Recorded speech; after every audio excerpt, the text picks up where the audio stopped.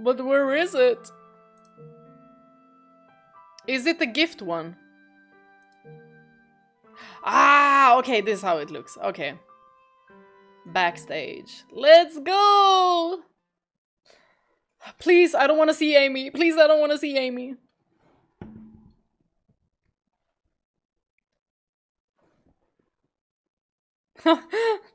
That text. I guess it's time for the obligatory backstage segment. I'm not really in the mood right now, so let's make this quick. Off to see Michael then.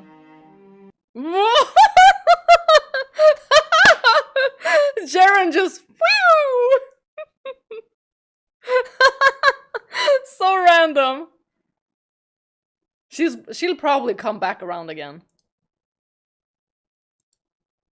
What the? Something just zoomed past me.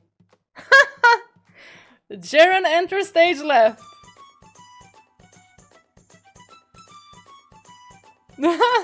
I love her. Hey there, Morgs. Haven't seen you in forever. You've gotten real big, huh? You must be getting pretty close to my age by now. But oh boy, that's one mean-looking getup. Something's got you in a bad mood. It was a little more than a bad mood that turned me into a witch. What are you even doing here? Is there something wrong with that? You tell me. Look at the background art. Look at me. This is the cursed mansion. Details. Wouldn't be much fun of an extra if we got caught up in silly quibbles like internal consistency. I suppose, but... And if you ask me, you're the one who doesn't belong there, here, Morgs. Huh? What is that supposed to mean? The story this time around was from before the mansion went all spoopy and gloomy and creepy crawly. So I say, yes. Let's blow this joint! Are we really gonna blow it up? What? Hey, stop pulling on my arm.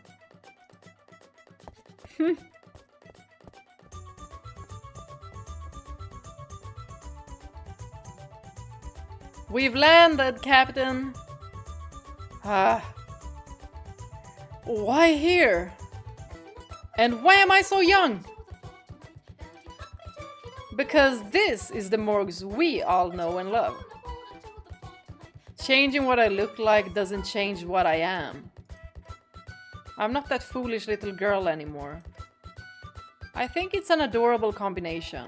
Mini cursing Morgs. I'll take a dozen.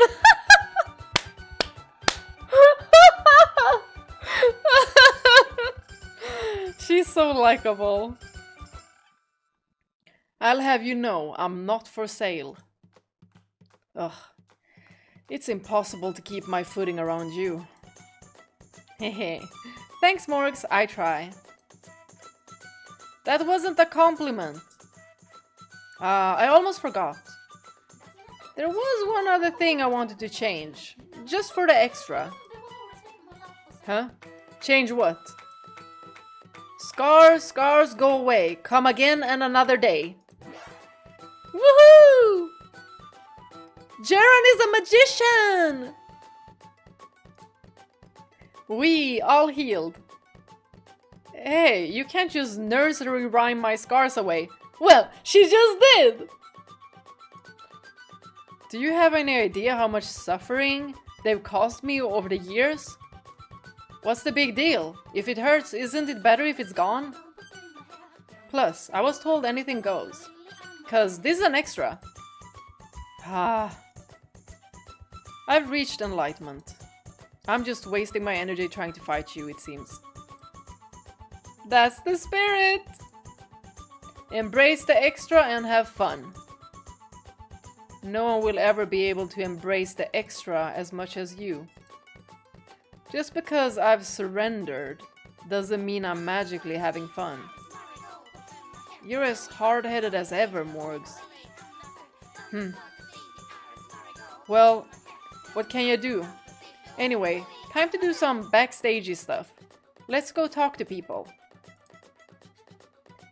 First up is the main character of our Requiem for Innocence, Jackie! Drum rolls! Well, you're going alone. Oh, come on, at least give it a little thought. I've given it centuries of thought, thank you very much. Ah. And here I thought you liked Jackie, Morgs. I despise him. Weird. I remember the two of you being like two peas in a pod. There were a few incidents after you died. To put it lightly. So if you wish to speak with him, you can do so without me. I don't care how much you pull. I'm not going, and that's that. Fine. Thank you. I'll bring Jackie here then. By the power vested within me, I summon you, Jackie. She really is a magician.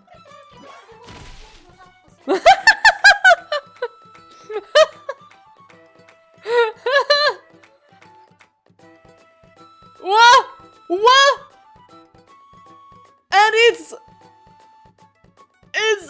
the Barney Ear version of Jacopo. What the frick? And now he's even older. What happened? What? Ceren and Morgana. You've gotten younger. And your face is healed. Hey, dear Jackie. Whoa, what's with the duds? You look kinda like the Lord. That's wild. Ceren, can you get back the other Jacopo? You know, the slum rat Jacopo and not this guy? Is that possible? Because I am the Lord. Weird. My Lord was Francois, not you. Oh, she's right! Girl died before anything could happen. Well, there were a few incidents after you died. To put it lightly. Huh? Well, either way, this is the backstage. So I'd rather you be the Jackie I always knew. Excuse me? I cannot simply become someone else. She's like, abracadabra! Shazam, go away with you! And quit talking so stuffy, it's giving me the heebie-jeebies. The boy I used to be died many years ago. I am no longer a foolish child with his head in the clouds. Jeez, you're both stubborn as mules, aren't you? I bet Morgs is super uncomfortable with you in that outfit.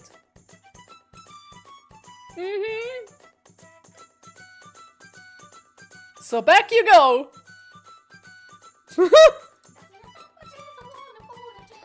Fine.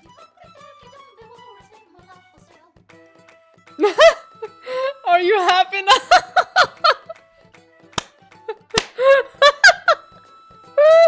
Y'all, I love these backstages. They're so funny. Getting closer. You're hanging halfway off the screen. Are you shy? Just so you don't get any stupid ideas. I'm not going to be nicer to you just because you changed clothes.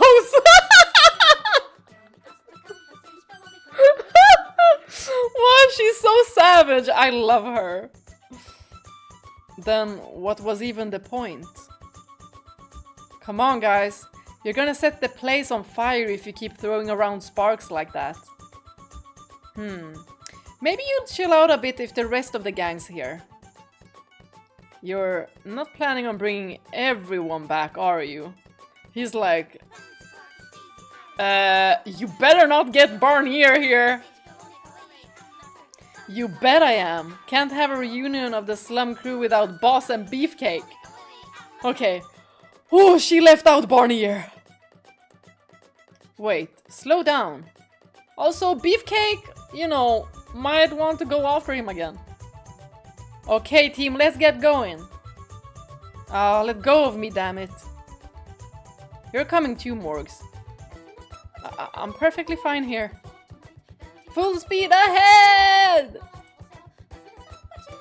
I love her. Yay! Maria! Hey guys, it's been a hot minute. Gratian, I liked you at some points. It sure has. Beefy as ever, I see. And you look as dopey as I remember. The haha. And hey to you too, boss. Still the hottest girl in town. Haha, thanks. You haven't changed a bit, I see. That said, what's he doing here? Well, this is an awkward reunion. This is a very awkward reunion. No way, you're not happy to see Jackie either? I thought you two were super duper close. You missed a few incidents after you died, girl. Apparently the whole world turned upside down, the way everyone's talking about it. Water under the bridge, everyone. This is a behind-the-scenes extra, whatever the hell that means. So let's have fun with it, like good old times. I like the way you think, Beefcake. Hell yeah! Well, Gratian, for sure you don't want to talk about, you know, when you went after Jacopo. Of course you're like, yeah, everyone, let's have fun! I wasn't jealous. May I say something? Go for it. You tried to assassinate me! If anything, you should be begging for forgiveness! Oh yeah, that did happen, huh? Yes, it happened, and because of it, I started seeing ghosts and my console got killed and I just about lost my goddamn mind. What's done is done. Water under the bridge. Easy for him to say! You can't just erase years of agony with a few words. Beefcake had some beef with Jackie and ended up roast beef.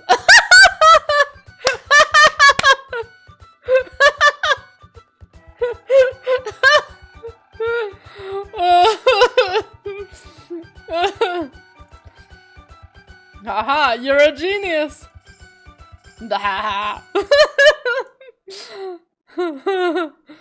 I'm just imagining her laugh like that. That's why I'm doing that. Was that all my suffering was? The punchline to a bad joke. Anyway, that's how we're doing things.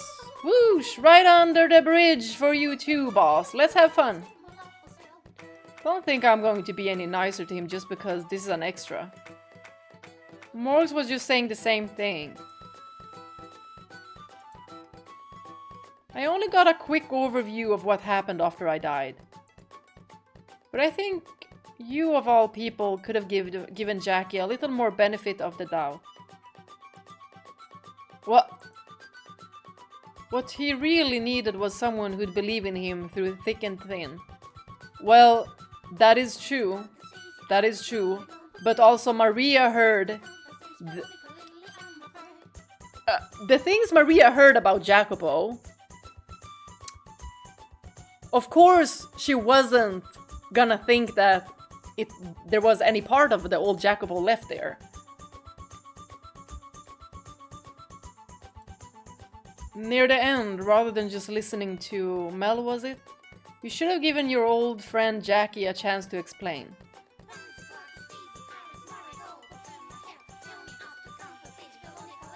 Did Ceren just Say something sensible? Wait, how do you even know about Mell? I intercepted signals from the great beyond. Right, I forgot. Anything goes here. If we're only talking the Requiem time frame, then yeah. Maybe you could argue I didn't trust him as much as I could have. But we have a whole nother life under our belts you don't know anything about. I've got 2 eras worth of hatred for this bastard. Ah, you mean the 3rd door? Once again, how the hell do you know about that? The great beyond!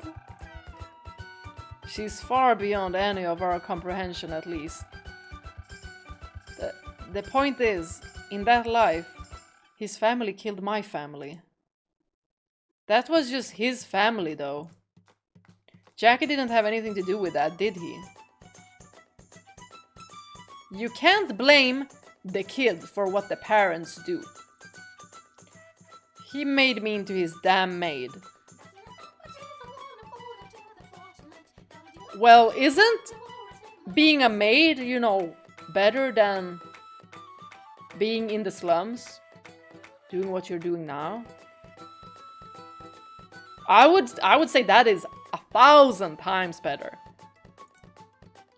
To take care of you, right? She's trying to find points to hate him. But she's like, oh, darn it. Jackie isn't a black-hearted villain. You don't have to tell me that. There's just too much I can't brush under the rug.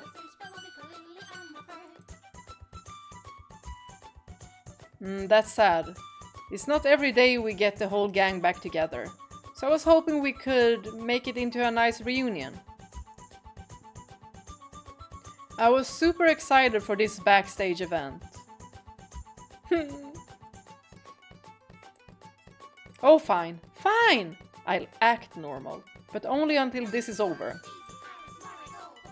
And you quit pouting over there like a little beep! If I'm doing this, you're damn well doing it too. Right. Sorry.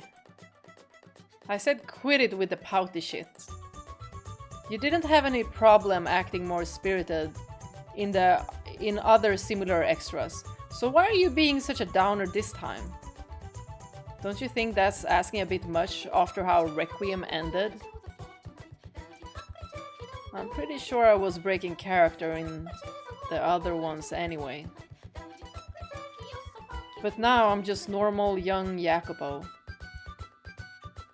It sure was one hell of a heavy story, huh? I didn't expect it'd end with everyone dead. It was hardly a surprise for those of us who know how the main game ended. Everyone could have lived happily ever after, if only that attack on the brothel didn't happen. So sad. No kidding, goddamn. If it wasn't for that... Now he's like, oh. Oh. Hold on a sec. You conveniently skipped over the important fact that it was you who caused the attack in the first place. Well, I didn't do anything. You goddamn know you did. You were the Lord's mole. Oh, right. That. But I didn't think that was what would happen. I assumed those herbs were just a regular gift. I was just as surprised out of my pants as anyone. She's never had anything inside that head of hers. Anyway, like I said, whoosh under the bridge! The point right now is to have a fun little chat. The pile of crap you're trying to fit under this bridge is a bit too tall! But what do you want to talk about? This backstage thing's for screwing around, yeah? So say, let's have us a drinking contest. Again? I'm not sure I follow your train of logic. You never stop bitching, do ya, kid? Jackie is about 80% B after all.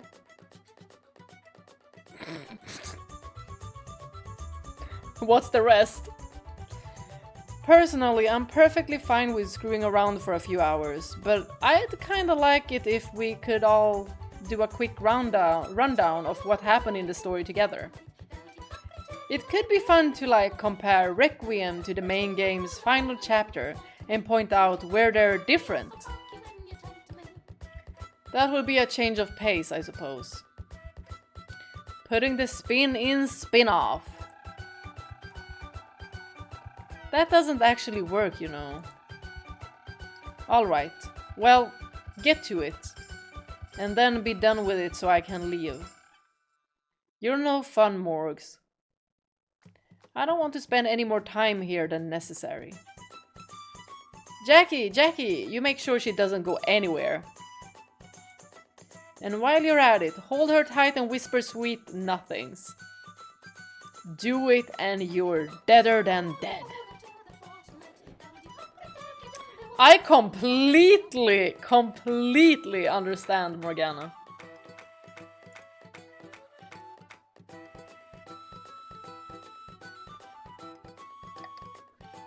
I feel like things would proceeded much smoother without me. Hey now, don't be such a downer. We're brothers in arms. I'd be real upset if you left. Gratien. For a split second, I was almost touched. Then I remembered you tried to assassinate me. Something like that. But I'll still never forgive you for what you did to me. Someone needs to give you whooshing lessons. Well, Jacopo, then you cannot expect Morgana to forgive you either. But he knows. It took us all of 10 lines to get off track and back to screwing around. Can we get down to business here? Aye, aye, Captain.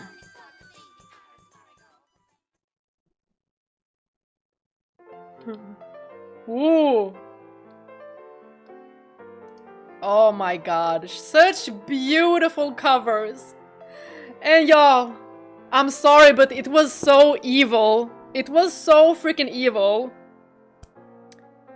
To get this in the collector's edition box, and you have to choose which side you want to have showing. Like one side, there's this one. The other side, there's that one. What do I do? How do I solve that? Make it into like an acrylic wall? Do I have to make an acrylic wall of it? Do I have to make it like spinnable? I'll probably have to. Yeah, I mean that could be a good idea. Do something with it because I can't pick. Like this gorgeous poster or this gorgeous poster?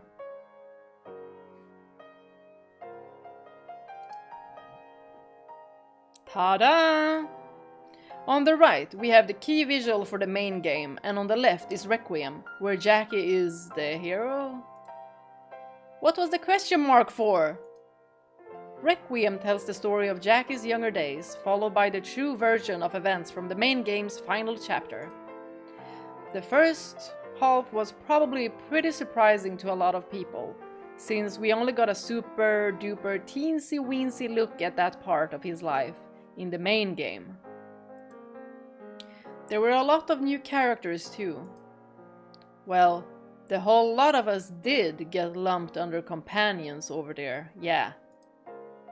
Pretty rude of them not to mention such a memorable, sweet and adorable girl like myself. You certainly did leave quite the lasting impression, including how you went out. Tee-hee-hee, why thank you, Jackie. Someone needs to teach you what a real compliment sounds like. The point is, Going into any more detail in the main game would have distracted from the actual story at hand, which had a different focus. Ah, you mean with Snowy? Snowy? He's all white and cold like snow, so Snowy!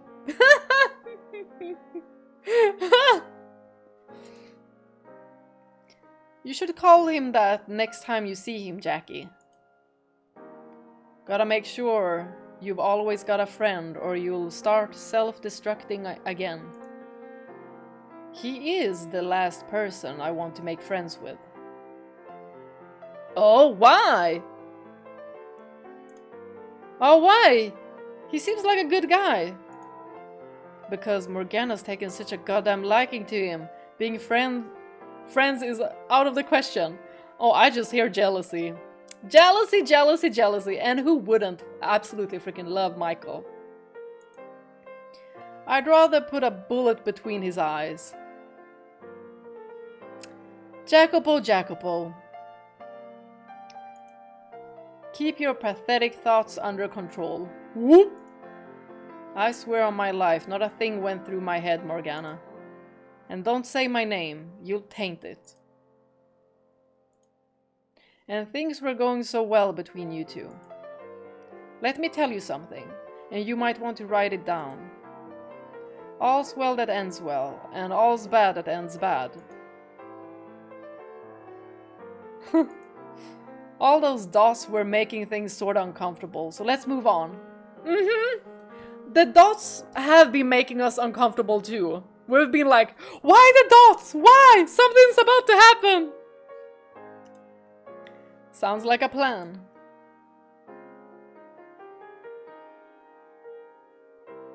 Okie dokie. Let's keep this train chugging. Nah! A screenshot! One of the real highlights of the first part is getting to see everyone so young and innocent and fumbling around. All the sweet human drama and a rare look at somewhat reasonable version of Jackie.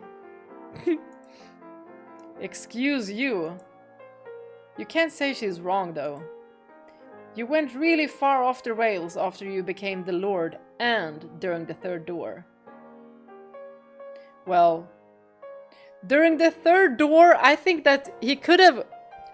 If he listened to the white-haired girl, he wouldn't have gone off the rails. His mind could have been mended. But this... He did too many bad decisions. And the crucial one being towards Morgana. Ugh. Hell, you were pretty down to earth in your thoughts and that flashback in the third chapter too. So why is it you have to climb up on a fucking ivory tower anytime you talk to anyone else? You're not such a haughty beep normally. I'm just trying to make sure people don't look down on me. And you're going about it the entirely wrong way. She just had to add that. Bitch.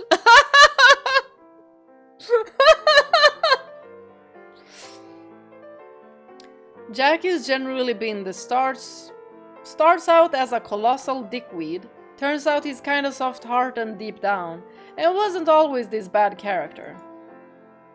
But for Requiem, your character arc went in the opposite direction. Tell me something, Ceren. That description's not how you really feel about me, is it?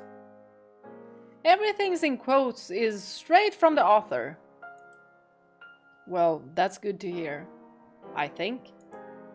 Whatever, continue. Getting to see young Jackie growing up and making friends and doing all sorts of young people stuff is great. But you can't forget about the bits from Morg's perspective. There's nothing worth mentioning about anything from my perspective. I disagree. You were big, bad, evil, dark Morgs for all of the main game. And even when you told Snowy about your past, it was all ooh and ah. Don't describe it like that. It's confusing and misleading, and no one reading can hear you making spooky sounds as you say it. I just did. When the person telling it's being all blah and blah, people are gonna get a different impression about who you are. Now even I'm not sure what you're trying to say anymore. She has a point though. It's pretty impressive how differently the story comes off, told from your perspective as a 9 to 12-year-old girl. Seeing such a wide range of emotion in you brings tears to my eyes. You're just imagining it. It's perfectly normal to be emotional. You were just a little kid. Right, she was just a kid. You'd just be a bit of a sourpuss, but of course, a completely ordinary girl. If that part was all there was to your story. But this little shit had to go and turn you into a witch. Jacopo getting roasted every single second they get. And then you went on to hold what? Like a 1,000-year grudge or something? I'm not totally sure what they're going on about, but it sounds like you're getting the crap kicked out of ya, kid. But don't worry, Gratian's here to sweep in to your rescue. Yeah, I don't think so. So what all do you do anyway? As penance for what I did to you in Requiem, I'll stick up for you no matter how bad you're cocked up. I kept Morgana imprisoned for half a year and killed her. Sorry, ain't no sticking up for that.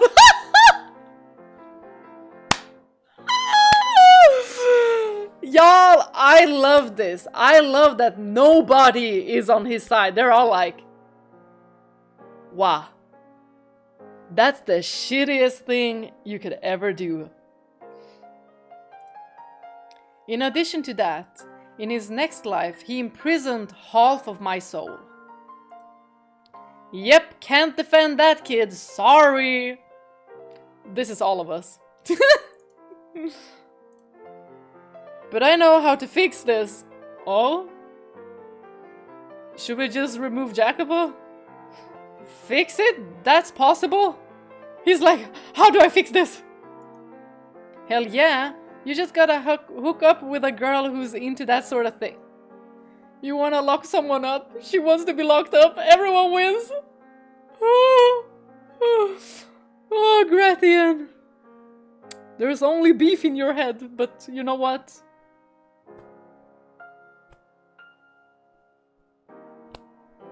I guess that works. Hey, slow down. I didn't imprison anyone because I wanted to. You mean that's not your kink? No, goddammit! Enough of this, move on. I'm going to be bullied for the rest of eternity if we don't proceed. Aye aye. As Requiem's first part goes on, we see Morg slowly opening up.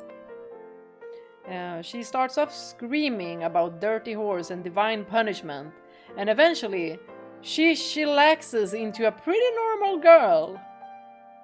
Can't you describe anything normally?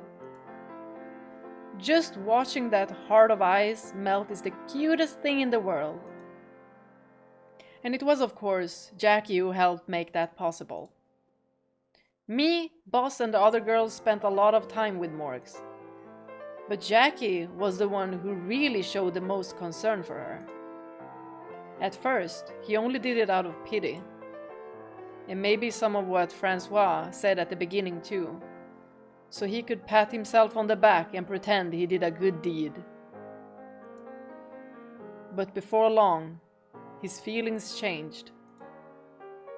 He started to think of her like family, someone he cared deeply about. And then, those feelings changed again during the bit with the sunrise. Ah, so young, so sweet. Jackie and Morg sitting in a tree No. No, we're not having that. She does know how the story ends, right? I didn't just imagine us talking about that, did I? But then, everyone's happy days came to a sudden terrible end. Jackie felt completely powerless, helpless to do anything, and it crushed him. This event changed the course of his life forever. Using a ring with the Barnier family crest given to him by a noblewoman, he led the people of the slums into revolution. But I'm guessing he was driven more by hatred than anything else. Not for the bandits that attacked the brothel, but his own worthless self. And then, revolution time! Yeah, Francois! You kick butt! Oh my gosh!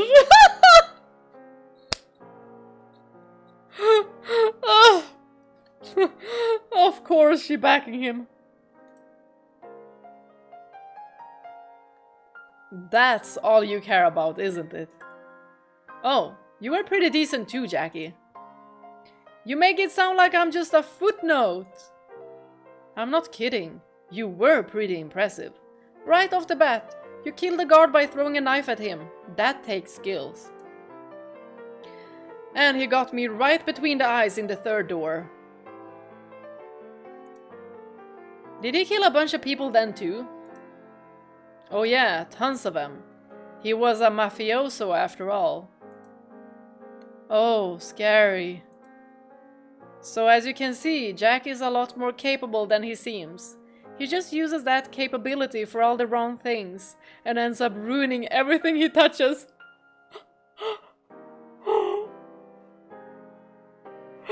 Oh my gosh. You've got looks, money, power, smarts. How are you such a train wreck of a human being?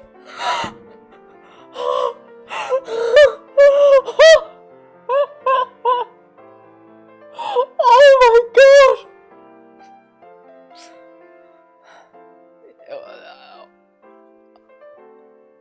Took the words out of my goddamn mouth. Like we were all thinking this. But it made his story very, very interesting. His downfall. Wouldn't I like to know? Power and revenge. He's also really susceptible to being caught off guard. In the third door, while he was distracted with everything going on with his wife, he let himself get shanked by his coachman. Shanked by his coachman! And at one of the options near the end of the final chapter, that crazy madman with the sword took your head clean off. Whoa! Was that one of the dead ends?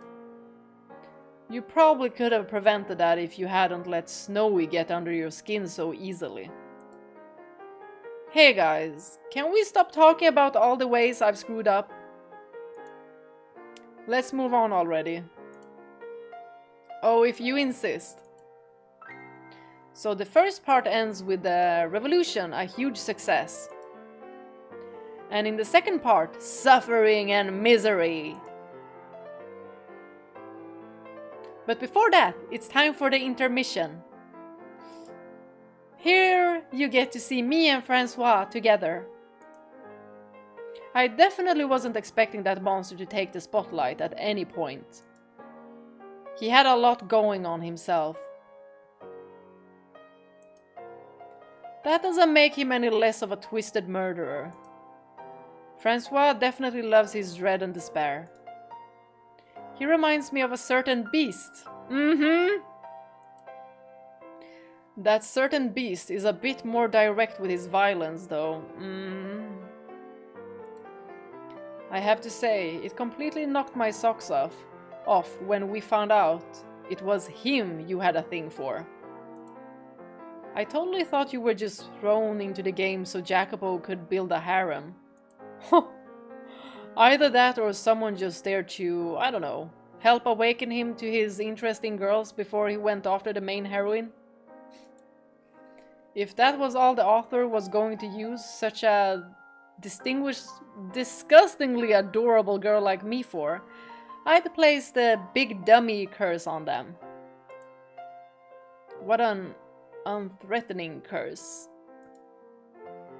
That threw me for a damn loop too. The official site even sticking that bit in about how a certain someone has caught her eye had me convinced it was Jacopo. Yeah, the official site's character profiles are always a bit misleading. Like for the main game, boss's profile said she was the white-haired girl's only ally, which turned out to be a huge lie. Hopefully no one tries to nail them for false advertising. You know, the more we talk about it, the more I feel like you're just really fucking pathetic, Jacopo. Shut your damn mouth! I know I am! And on to the second part. From here, we start getting closer and closer to the main game's final chapter. But Jack is still mostly reasonable at the beginning. He tries his best to be a better lord and govern his land. As a side note, one of the traits listed on your character outline is hardworking. Here, you work your butt off to improve the city. In the third chapter, you work your butt off to improve business. But you're super bad at picking allies. So you end up not trusting anyone, unable to open up, unable to tell who's on your side and who isn't, and eventually destroying yourself for it. And to top it off, you don't like people looking down on you, so you do everything in your power to be a huge jerk. Pathetic! I want to disappear. As he gets deeper and deeper into politics of running a city, Jackie's perspective and priorities start changing. But what really pushes him over the edge is Beefcake's beef with him. Sorry for screwing things up for you, kid. Wipe that shit-eating grin off your face. And it's all downhill from there. His console dies and he's stuck seeing the ghost of Francois and all sorts of other dangerous people who didn't show up as more than footnotes try to do all sorts of terrible things to him. And before long, Jack is a broken mess. I feel much the same now. Oh, and for the record, Francois' ghost wasn't an actual ghost. It was Jackie's hallucination. Snowy had some ghost troubles in the main game too, but that was a real deal ghost. Well, yes, it was me. I would have much preferred to have Morgana tormenting me than Barnier hovering around trying to undermine everything. Seriously, dude, keep your masochistic fantasies to yourself. Everyone can hear him! Would everyone stop trying to read my goddamn mind? So, little by little, the old Jackie disappears and he turns into a bad guy. That's one of the most painful parts of this story. Watching someone put in an honest, solid effort to improve things, only to end up being corrupted. Like I was saying earlier, Jackie really needed someone he could trust in his life. It would have been nice if he could have found someone else after Old Lone died. That's not his name, but...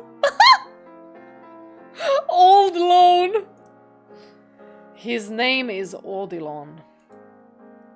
I know! It was a pun on old and lone. You can't just smash two words together and call it a pun. What I should have done is made me your console from the get-go. Dude! You wanted to be the Lord! You went after Jacopo! You wanted to assassinate him! There was no talking to you! You already poisoned him as well.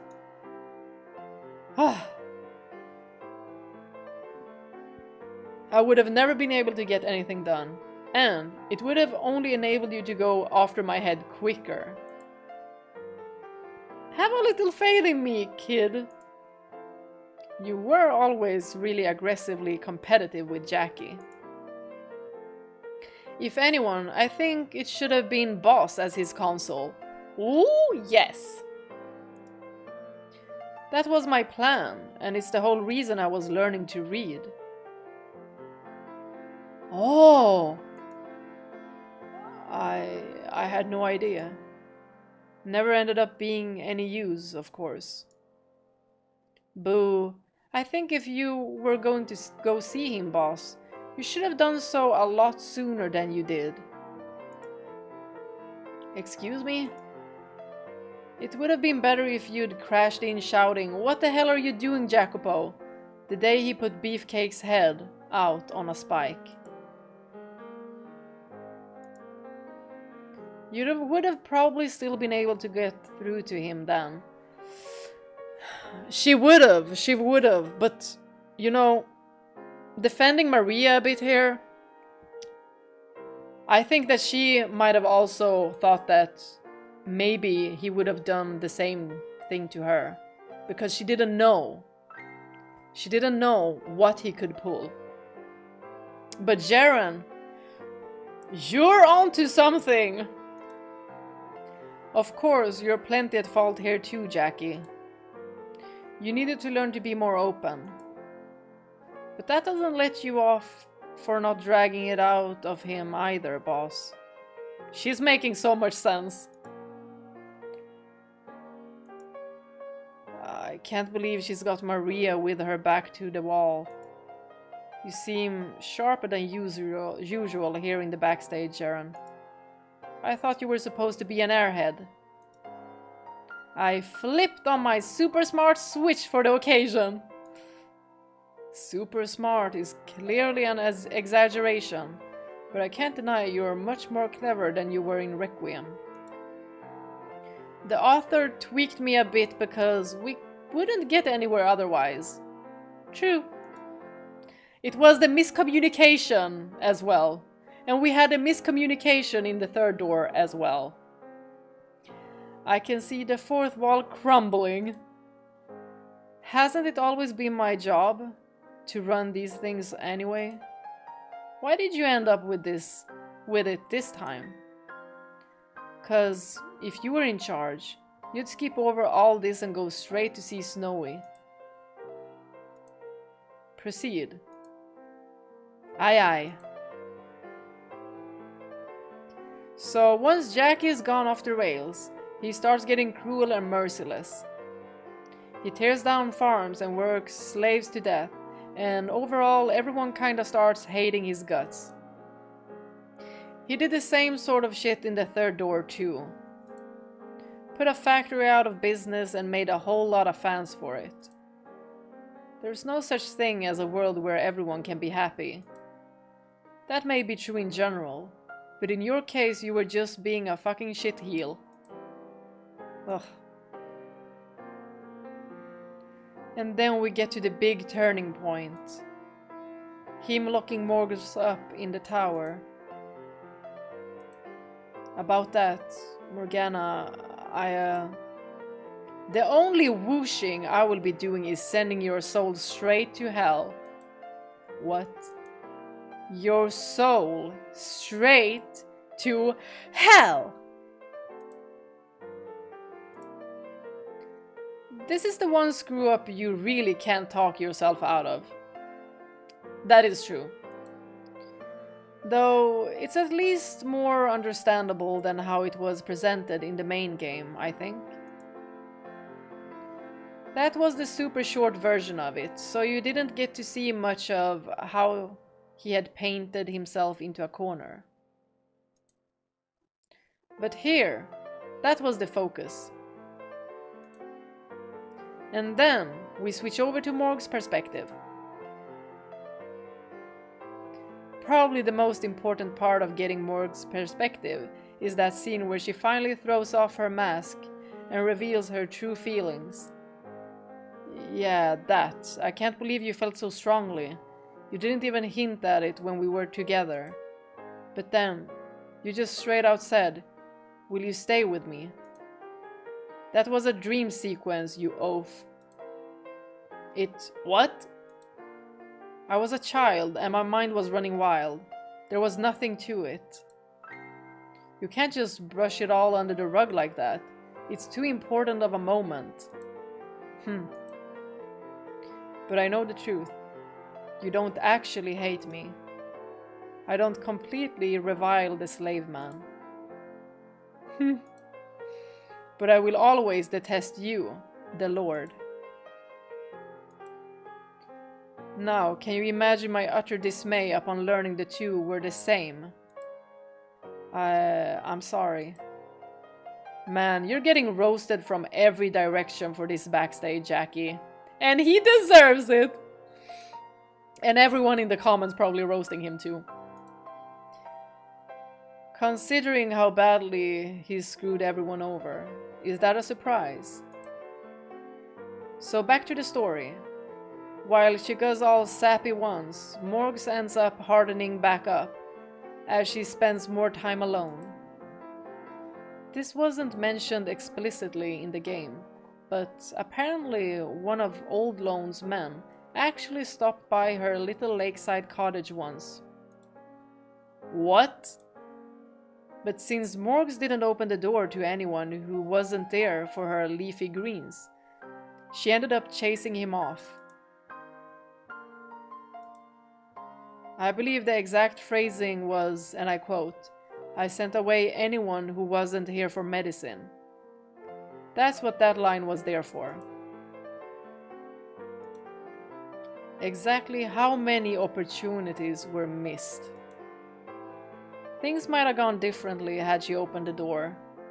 Well, she had scary things happen to her, so of course, a young girl wouldn't open the door like that. Heck, a woman wouldn't.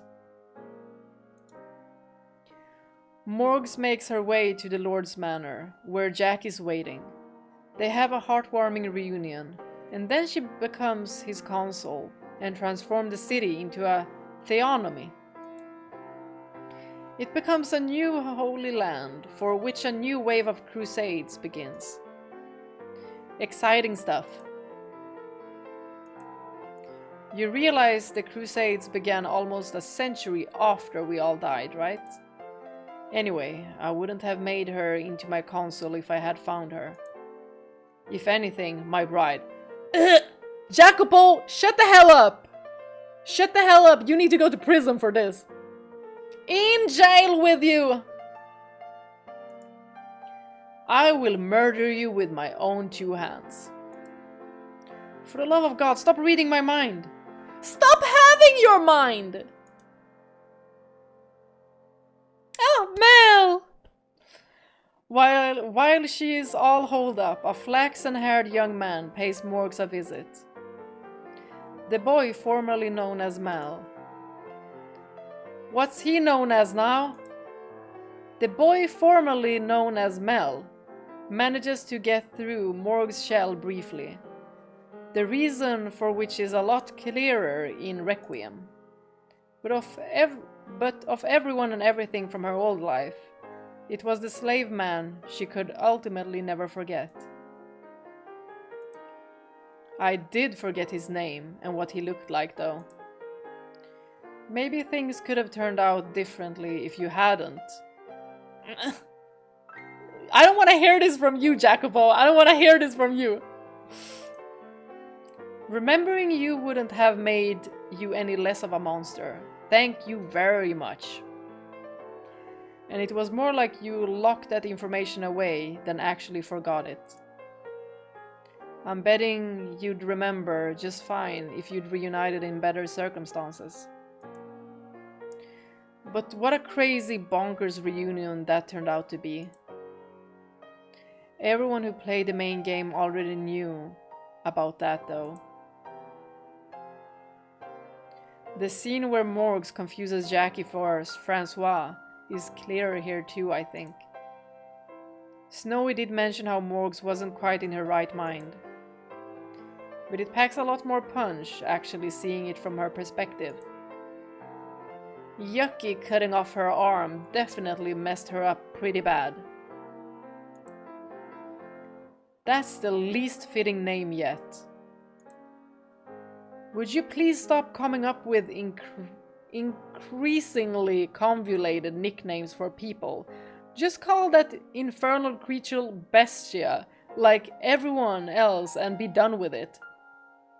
Yucky and Jackie! Alright, Bestie it is.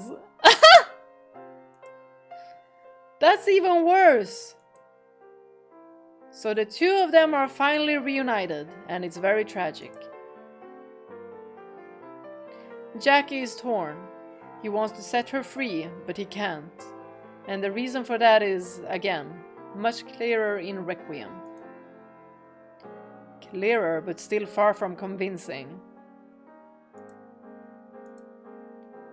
This is also about the point where he figures out that Francois' ghost is actually a delusion, all in his own mind. I refuse to believe he wasn't real though. Getting a little off topic here, but in the third door, we see Jackie has a real beef with anything supernatural or not provable by science, and this is where that came from. Oh, interesting! Not just the ghost, but the miracle blood was a huge part of that too. It left a mark on his soul that never went away. Huh? Here I thought he was just a wimp who can't handle ghost stories. That's true too. I'm not surprised. It really followed him. So Jackie ends up lying to himself about what he really wants and keeps Morgs locked up in the tower. So that really isn't your kink. That's the first thing you say after not talking for God knows how long. It didn't seem appropriate for me to butt in this part. How many times did y'all tell her, I'm gonna show you the world, and then all you showed her was a big old brick wall?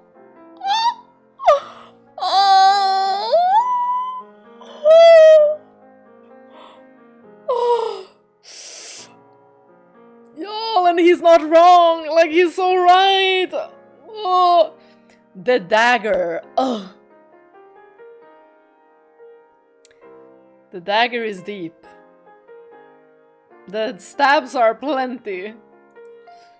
You don't have to remind me, I feel bad enough about it already. The Jacopo I knew wasn't the kind of man to do that to a girl. It's kind of depressing to see that even an upstanding guy like you can fall so far. Yep, while love was one of the big themes of the main game. Friendship and companionship was more the focus in Requiem. I like that. That love wasn't the theme. And all the different ways it can break apart. It's enough to make me cry. I thought you were incapable of feeling sadness. I understand loneliness. I can cry about that. If you say so. Going a bit out of order, but speaking of friendship, Maria had that real killer bit where she was talking about how everyone was gone and they weren't gonna come back and all that. Yeah, that stung like hell. My friends mean more than anything else in the world to me.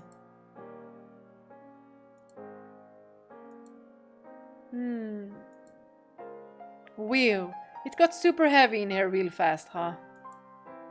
Moving right along. Next up, Boss tries to confront Jackie. Here's where things start diverging from what was in the main game. What you see in Requiem's what actually happened. And the main game is more like a simulation with Snowy thrown in, so things go off course real quickly. On Snowy's very first day, he manages to convince the boy formerly known as Mell to work with him. Why do you keep calling him that? I feel like it. Now, because the boy formerly known as Mell switches teams, that night, he and Nellie are on the mansion's grounds. Boss comes to look around, sees two strange shadows, and decides to push it to the next day. And when she comes back, she bumps into Snowy. So in the main game, she never ends up meeting with Jackie. But in reality, Snowy wasn't there, so the boy formerly known as Mell isn't wandering around to get in Boss's way, so she's able to reckon without any trouble. And the next day, she brings the necklace and a knife and breaks in. She goes all out trying to kill Jackie, but he stops her, breaks her arm, and then has Yuki throw her out. No mercy. That was me showing mercy, you realize. Normally, an attempt on the Lord's life would be punishable by death. I used the Harvest Festival as an excuse to stop him from killing her. Yuki was really raring for some blood. And the way he just asks, should I kill so-and-so, is hilarious. Not so funny to the so-and-sos he's salivating over. Oh my god, this image! Oh! Oh my gosh. So when all that's happened and Jackie sees the necklace, he starts reminiscing about old times and then has a crazy idea. He decides to impersonate his old self, pretending to be the slave man who once saved her from the Lord, who he is now. Talk about super bonkers. I was completely out of my mind at that point, yes. Not even gonna try to talk yourself out of that one. How could I?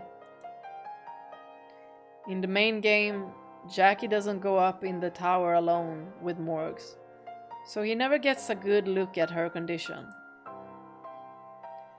It isn't until they all go up as a group that Snowy points out what bad shape she's in. But in Requiem, he does go up alone, which is how he realizes. He confesses his true feelings, but Morgs is so broken it can't even get through to her soul. So she doesn't hear anything he says.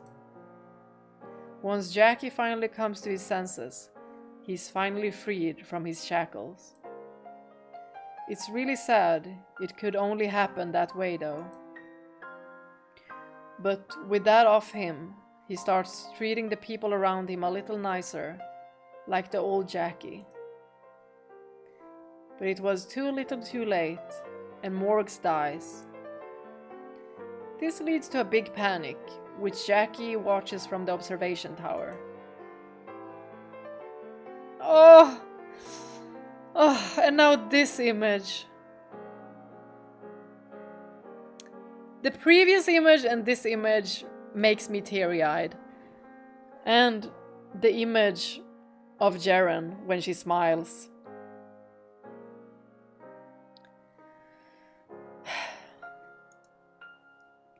As a side note, Snowy only really needed to get into Jackie's memories to flip the table on Morg's perception.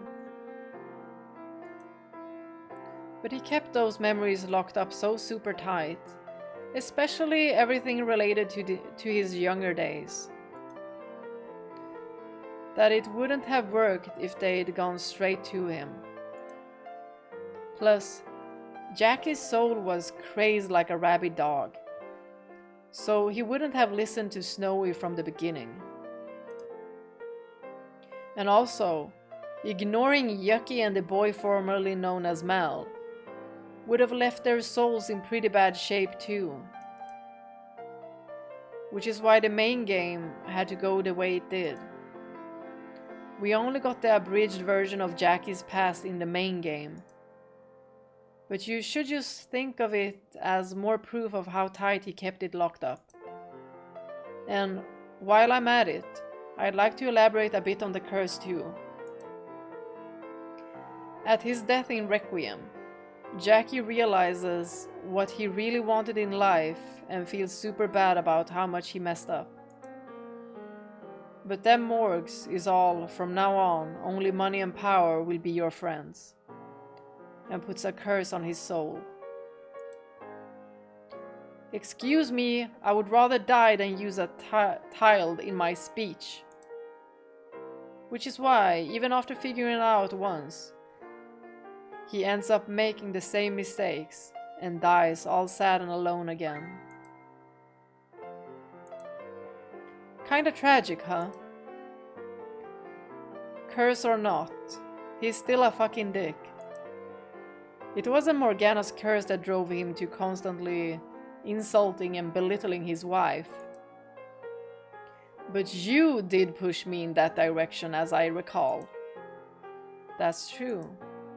The third door started in a similar place to Jackie's fall into darkness as the Lord. And being a mafioso, he'd probably been worn down a whole bunch from all the betrayals and crazy mafia stuff that happened outside the story. There's only one way to fix this, I think. Make Jackie live a quiet life out in the sticks. And that's it for Ceren's review corner.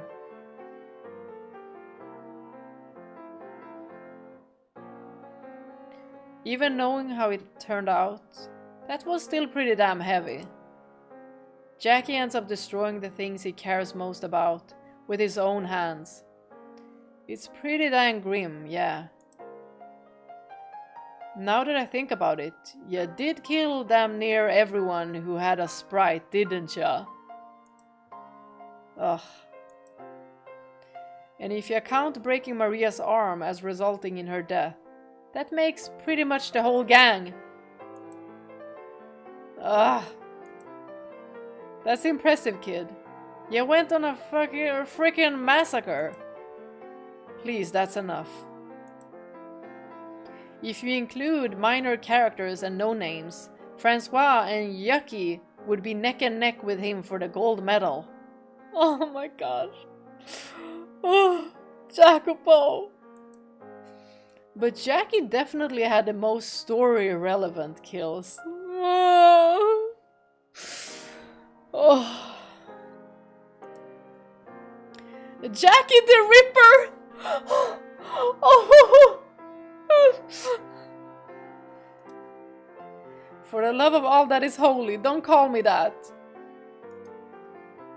Ah, he went to go hide in the corner. I think the 1-2 punch of being compared to a serial killer and seeing that smile would bring down just about anybody. Ah, I thought it was pretty funny. It was funny, Ceren. Of course you did. You don't comprehend negative emotions. Now, everyone may have died in Requiem, and most of them because of Jackie. But this is the backstage extra. Whoosh! Everything under the bridge! And what are you planning to do now that you've tossed the entire game into the water? How about we go over the characters next? The characters? Yep, for example.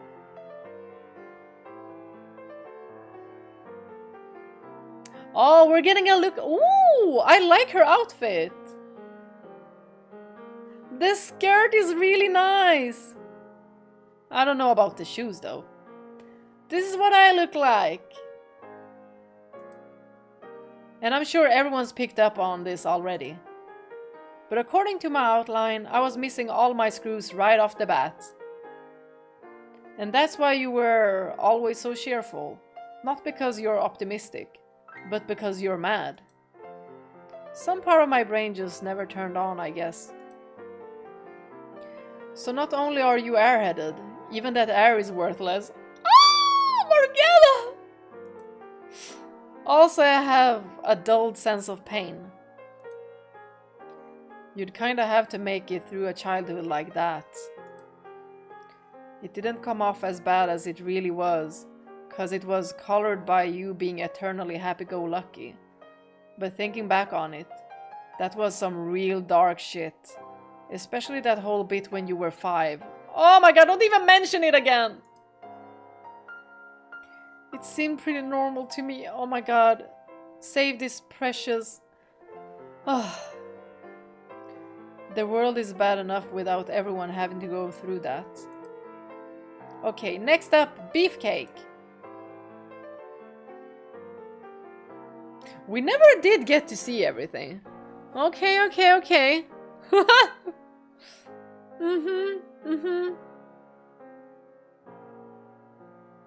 And here's my full bod. What do you think? Look pretty tough, don't I? Well, you do. Beefcake's profile describes him as a wild animal with an unbeatable competitive streak. He's an act first think never kinda guy and the second biggest doofus in the cast, only after me. Hey now, that's just mean. I mean, I hate planning everything out, yeah, but still. He's like a giant, huggable, gorilla/big brother figure who tries to fix everything by punching it. Or assassinating. Which is one reason him trying to poison Jackie stood out so much. He was so upset it caused him to resort to real underhanded methods. Hey, you can't tell me I'm wrong. I'm way stronger than he ever was. I bet most readers didn't have a very good impression of you with the way you went out either. You think so? That's kinda downer. Alright. Whoosh it all under the bridge, guys. Whoosh! I'm not enough of an idiot to keep up with these two. But you know, maybe some readers saw what you did coming. But maybe some readers saw what you did coming, Beefcake. Maybe. There was a line in the main game that went like, I invited an old companion to my manor to discuss matters. But the meeting only turned into an attempt on my life. Oh, that's right. That's right. If someone had really good memory, they could have maybe made that connection and guessed what you'd end up doing. I guess you got that kinda right. I didn't leave on the best note. And what I did to Jacopo was real shitty. I was cocky and told myself I was better than him in every way. But at the same time, I want to be, you know, there with him. Maybe I wouldn't made a good console. But there are other things I could have done. Like, head of your guard or something. I'd come running to your right-hand man if you just sent for me. You were lonely down there in the slums all by yourself, weren't you? I don't know. I'd say I was disappointed more than anything. I was ready to help with anything and I wish he'd used me. I feel you. Nobody was on the same page for the most of the game. I still don't think that justifies trying to kill him. Whoosh! Whoosh! They're all just kumbaya. Alrighty, next up is you, Morgs. You can skip me. Nope, you're going to. Entire outfit reveal. I like this outfit. Especially the butterfly.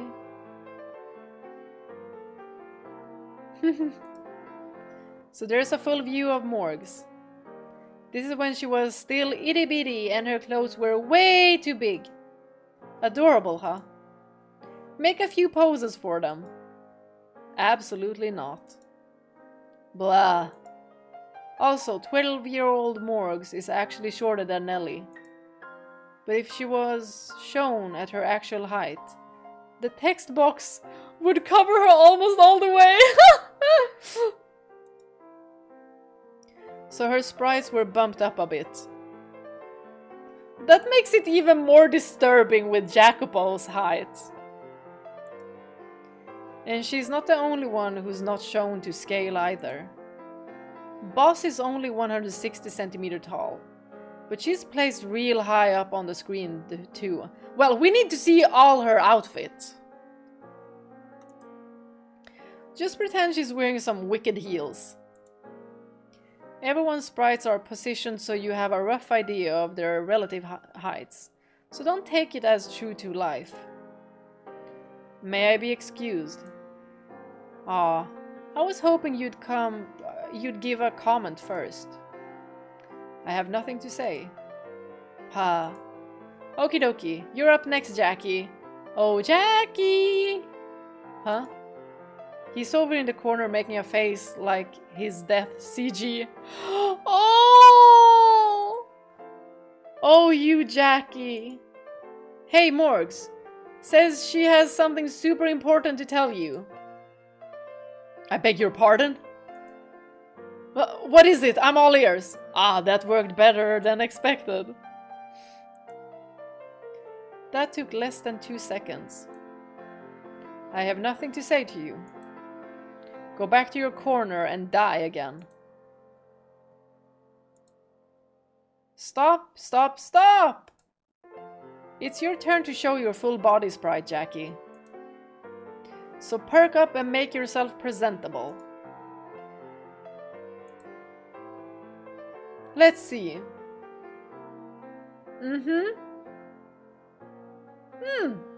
He's wearing sandals, okay. I don't know why I was thinking he had like brown trousers. I said perk up, not whatever the heck that is. May I be excused? I kind of want to see Lord Jacopo's outfit as well. Oh, not you two. Why can't you go back to the tough-spirited Jackie from the first half? You were super duper impressive in your fight against Francois. You think so? That was certainly your peak, at least. And it was all downhill from there. Oh. Morgs! And I was just getting him back in the spirit. We talked a bunch about what kind of character Jackie is already. He's just as inadequate as he looks. I am not inadequate. Jackie's got 2 modes.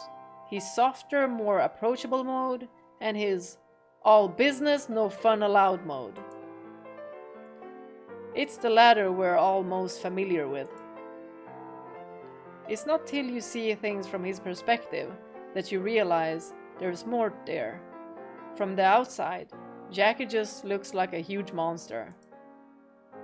Especially all the ways you killed Snowy in the main game. Talk about ruthless. It was that man with the sword who did most of the killing, as I recall. Oh, all of the dead ends. You did shoot him, and you ordered him killed several times. Maybe that'll teach him to toughen up, if he wants to be the pro-tag material. He is pro-tag material! How can he call himself the hero, if he doesn't even know how to wield a sword? He wielded his kindness, okay? He's got the vitality of a housefly. Oh! And a little sunlight's enough to knock him out. How much more pathetic can you get? Well, he's much better than you, Jacopo, in every single way. He's a pacifist, like Gandhi. Except for that time he attacked me with a goddamn whiskey bottle. You can't complain about something that happened in the game that was never translated into English. You'll just confuse the readers. The point is, Snow is the total opposite of you. Plus, he's actually somewhere in between boy and girl. So you shouldn't go trying to apply your fragile masculinity to him.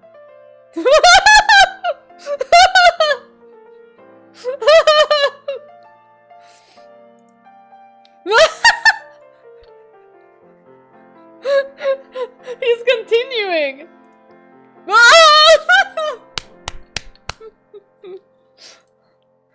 Whoa, I broke Jackie! She didn't even hesitate to reveal his secret.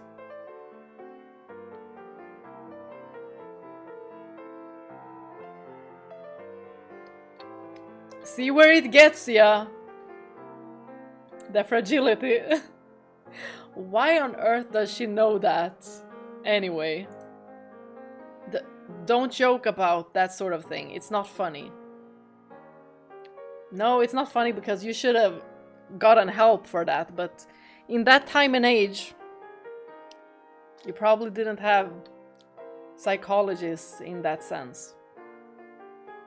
But I remember reading psychologists somewhere, like very much in the beginning, with like Maria seeing Morgana's face, and she was thinking about this girl that had something similar happen to her face, and she talked to a psychologist.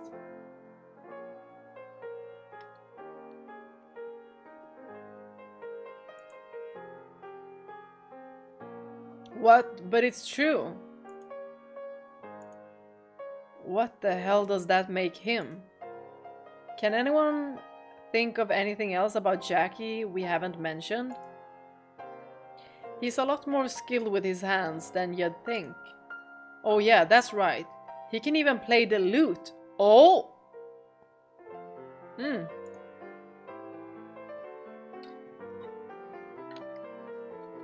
Oh, the part where he jacked one from a guy off the street. Yeah, that fucking slayed me. He's not a half bad singer either, but you'd never guess it from looking at him. And that's not something that was added for Requiem either. It came up in the main game too. Remember the flashback in the third door where we were singing together? There was also a short story somewhere where you were humming to yourself. Even the worst Italian ever born is still an Italian at heart. I guarantee you I'm far from the worst. But music-y stuff is something you stop doing once you go no fun allowed mode. It gets tossed along with everything else about your younger self. It's too bad you couldn't have kept even one sympathetic trait.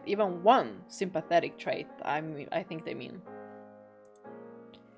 If you look closely at the background graphic for the Lord's bedroom, there's a lute in it, though. Maybe he did keep playing. By himself? How lonely. That's pretty sad. Fittingly pathetic. I shouldn't have said nothing. I'll take every last one of you out back. And that about covers Jackie. You're up next, boss. Let's go, Maria! Huh? How come it didn't show my legs like everyone else? What? Hey, I wanted to see the full dress. I want to see the skirt. You don't have a full body sprite, boss. What? She doesn't? Nah, y'all are liars. What? Why the hell do I keep getting the short end of the stick? Sorry, boss. The staff were kind of fumbling around in the dark as they made the games, and it wasn't until Requiem that sprites were given legs. But because of that, it offered a lot more possibilities for animations and stuff. So, Maria leg full dress PNG when? I'ma create one as well. So hopefully you'll give them a break. They're still learning. Oh, alright, fine. Everyone just imagine Boss's beautiful legs. Make him sexy as hell. Okay, gotcha. Sexy as hell legs. There we go. So in the third door, you came off super scary with the way you betrayed Jackie. But in the final one, you were more of a tough, reliable big sister. And Requiem focused even more on how much you care about your friends. That's always been who I am. My friends. My family means more than anything to me. Revenge for what the Berzatis did to my family was what pushed me to go so far in the third door. But God, that damn attack on the brothel in Requiem really did ruin everything. If that hadn't happened, Morgana wouldn't have been taken, Jacopo wouldn't have gotten that dumb idea into his head, and we all could have just stayed together. Yep, it really all comes back to that. They're all like looking at her like... Ceren? I'm possessed with a desire to grab you by both cheeks, pull on them so as hard as I can, and give you an earful about how you don't have any goddamn right to talk about that event with any words except I'm sorry. Whew, aggressive much, Jackie? One of these days. One of these days. Pow! Zoom! Although, the main game did end with me and Jackie not on the best of terms. So it's nice that people got to see us enjoying ourselves in Requiem. I suppose so. Okie dokie. So that covers the main 5 of us from the slums. Next up is Jackie's favorite console. Oh, Odolin is going to be here. I don't know how I can face him after how we parted ways. Hey, Ceren, do you think you could wait and do his separate... Oh, old loan! Hey, damn it, let me... Oh ho ho! This been much too long. I must confess, I was not expecting to be summoned here. I'm gonna get some more water. We are now gonna switch and look at Odilon's full sprite. Oh ho ho! This been much too long, I must confess. I was not expecting to be summoned here. Hey, nice to see you. He's like, please don't judge me, I know I did bad. Well, why such a guilty look on your face, my boy? Did you do something you would be ashamed to admit to me? Oh! If only you knew, mister! If only you knew! It was but a simple lark. Hold your head high, my lord. A simple lark? I bear much of the blame myself for leaving you behind so early in your growth. Y'all, Odilon was just like a father to him. No, you're not to blame for any of my mistakes. It was my sworn duty to teach and guide you for the length of your rule. I should have chased that scoundrel out despite your objections. Aww. Perhaps even poisoned him myself. A father indeed. Whoa, Grandpa! Getting a little feisty there. Silence, peasant! Okay, you don't need to call him peasant. That's rude. You are the one who made an attempt on his life. I mean, yeah, I got a point, but... Hey! You're forgetting to... Whoosh! Everything under the bridge. Now's the time to have fun! You know, Jacopo, it strikes me. Yes? You're not a total shit heap when you got someone to keep you in line. So Maria, you could have kept him in line as well. But, you know, no blaming Maria. No blaming Maria. Like, I totally understand her. Like I said, Jackie just needs a friend. A friend would help, sure. But what he really needs is someone to kick him in the ass every time he tries to steer the train off a fucking cliff. That metaphor doesn't even make sense. Don't try to deflect from the point, asshole. His heart is in the right place, at least. Nevertheless, I only knew him for a short spell, and he was very hard-working. He was a very hard-working man during that time, so my impression of him is mostly positive. We should show this old man what a bastard he was during the third door. Oop! I don't think I ever heard Morgana swear before. And what did he do in this third door? He constantly insulted and belittled his wife until he broke her.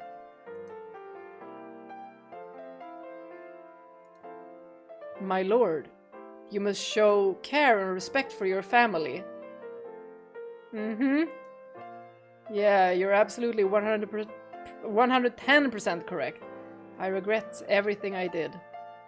At least you regret it. Now regret your feelings. And I spent decades living with that regret.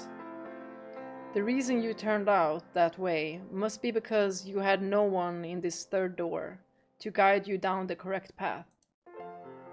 And with no one to open up to, you had to wear your mask in perpetuity, all the negativity festering inside until you were permanently corrupt. Odilon. Ergo, I shall reincarnate in this third door and ensure that does not happen. Hey! You'll what? I will stand by my lord's side and make certain he does not stray from the path even a single step. Slow down, stop. You're going to destroy the main game's whole story. And good riddance. Please stay away from it. Ceren, hurry up and show the old man Sprite so we can get rid of him. He's going to undermine the entire story. I think it'll be fun to see what he does. No, it wouldn't. Not in the slightest. My curse will have been all for nothing. Very well. You may regard my old weary frame. Aw, he didn't have shorts. He looks so content. And with that, I shall take my leave. Oh, you're not going to stay for longer? Aw. A console is supposed to operate from behind the scenes. I'm happy to have been given the opportunity to briefly appear. If you say so. Be well, my lord. And may happiness find you in your next life. Thanks. And you too. Farewell, until we meet again. Alright, that leaves one last character with a full body sprite. Let's bring him! Oh, she's not bringing in Barnier, is she? Whoa, whoa, whoa, slow down. I know exactly who you're talking about. You are not bringing that man here, are you? Ah, why wouldn't I? This is supposed to be a fun event, with everyone whooshing everything under the bridge. We can't whoosh this under the bridge! That tyrant has a very different definition of fun than the rest of us. Oh, Francois! Damn it, you actually... You summoned me! Y'all! I need to go on a bathroom break. Just kidding. Y'all, I'm not gonna do what I did. I left y'all once with this man. I won't leave you again. You summoned me. Go right back wherever the hell you came from. Ahaha, it would appear I've stumbled upon a swarm of filthy maggots. Where's the bug spray, Ceren? I need you to clean up this mess. Francois, bug spray hasn't been invented yet. Oh, how unfortunate. There is so much wrong with this, I don't even know where to begin. Okie dokie. Could you stand right there and give me your best smile, Francois? No, please don't smile! You can have that little grin on your face, but do not smile. Please? Please do not smile. But of course, how could I not grant the wish of my most prized possession? Whoa! Oh! That is not a smile! Exactly! I knew this! I knew they would do this. I knew it. Oh, at least he didn't keep it.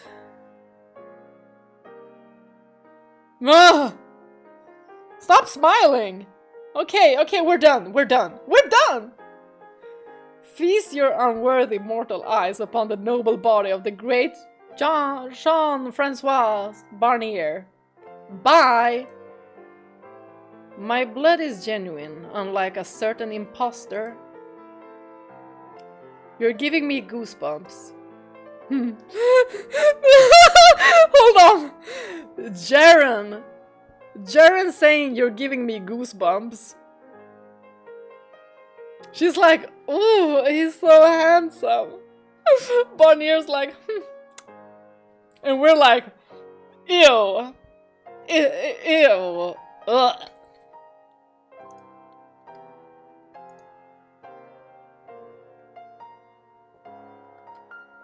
Oh, I wonder if the real reason Odilon ran off is because he didn't want to run into Barnier. That has to be it. I can't think of any other reason. Francois was the villain for the first half, but by the end I think he seemed like a pretty decent guy. What's everyone else think? No! I cannot disagree with you more. The mere sight of that man's face makes me want to vomit. Ditto. Not to mention, he was the one I wanted to curse most. Sure, he did a bunch of really bad things, but he did say a couple super good things. For example? Plus, he fought all real valiant and brave at the end. He's an inspiration. Since we know that Ceren isn't, you know, all right there with handling emotions, we can't really say much to this. Ha! A lord could hardly carry out his duties if he cowered in fear at the sight of a couple peasants.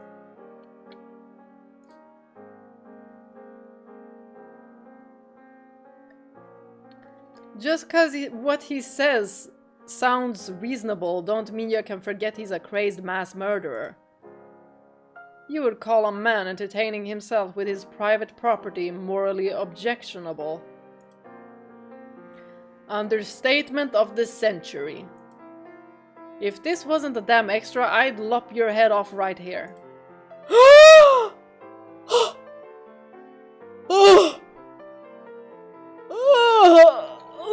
Like so? Don't do that to me again while I'm holding the water. Oh.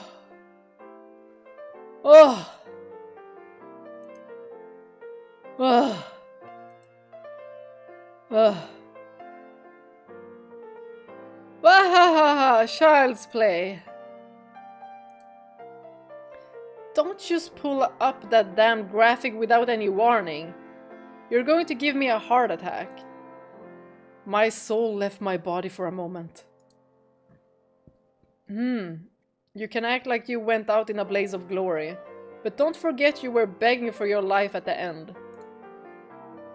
That hardly counts as begging. In what universe does "oh no, please don't kill me" not count as begging for your life? One must be crying and clawing their attacker, wailing for mercy, throw a fit of pathetic sobs in order to properly count as begging for their life. I did none of that. Yet that was precisely the wording used in the main game. I would like to have a word with the author. It was not me! Have a word with the author that decided that Morgana and Jacopo would have some kind of a... The main game was just a short version, so cut them some slack. Your character wasn't fully established at that point. Do not coddle them. In reality, my character was no more than a vague concept when it was written. Christ, he's attacking the author now. Who isn't he attacking? He's gonna attack us, the readers, as well. You did kinda come off like a third-rate villain in the main game, yeah. Just seeing that, I didn't expect you to be developed the way you were in Requiem. Francois needed to have a real firm driving force behind him, even as the big baddie, or he'd fall flat in his final confrontation against Jackie. Plus, he also had the super important responsibility of getting into Jackie's head after he was dead. So he needed to be big and imposing, or he couldn't do that. Makes sense. On a slightly different subject, I just remembered the whole deal with you having your eye on someone back in the first part. Yeah? Well, to start, this is what you said at the Midsummer Festival. He's got trouble expressing his feelings. I think he doesn't have troubles at all. He kinda looks angry a lot of the time. He can be pretty hot. But I think he's a pretty great guy, if I'm remembering correctly. Yep, that was me.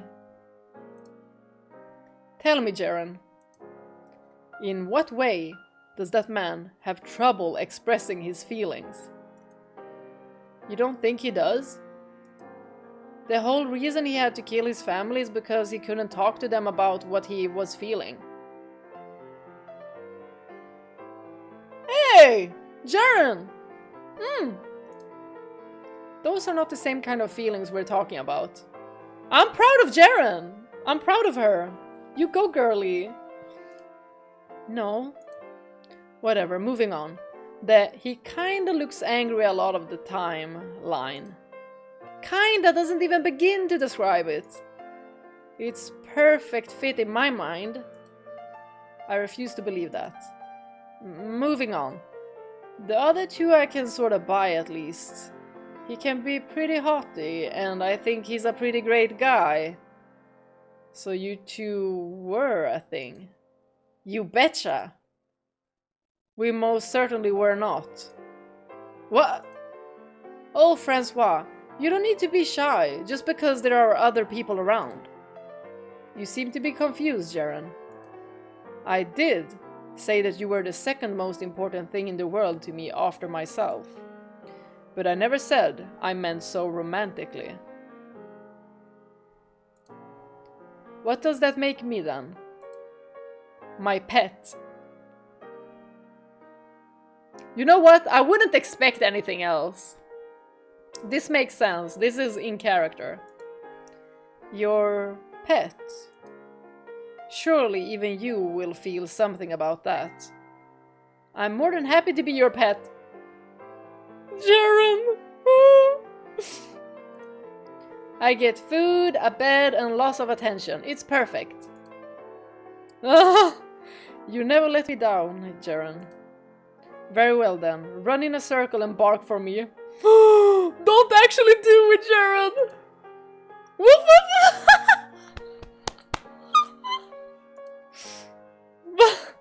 Oh my gosh.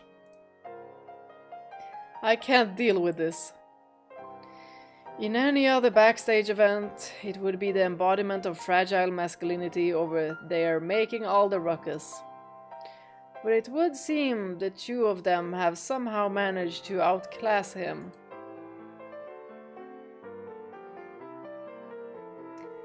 Ceren, this covers all the characters, right? We're all done here now. Because I like to be on my way.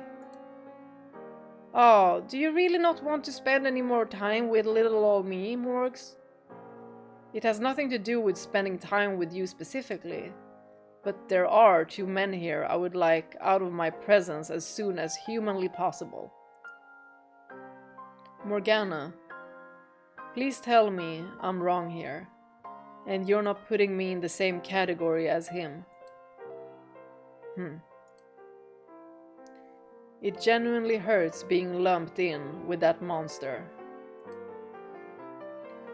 I feel like I've been kicked in the gut. So if you don't mind, I'll be taking my leave now. And going where? To see Michael, obviously. Every single time. Why is it always Michael, Michael, Michael with you? Because he's the one who ultimately led me to salvation. Yeah, you know, that doesn't nullify everything we had between us. No, you did a perfectly good job of that all by yourself. Now, so long, everyone. Oh, wait! Someone trip him before he goes after Morgana. Jackie, this is the time for you to go after her. No, trip him! Trip him! You locked up both Morgs and half her soul. A little stalking should be a piece of cake for you!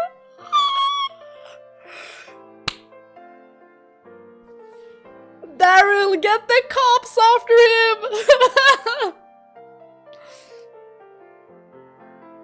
That just makes it sound like I'm some sort of deviant. Oh, you're not. Damn it, I was going to go after her anyway. I want you to sit here with my thumbs up my ass while she goes to see him. Break a leg. No, actually do break a leg. And not hers. I'm a tag along too. This sounds like fun.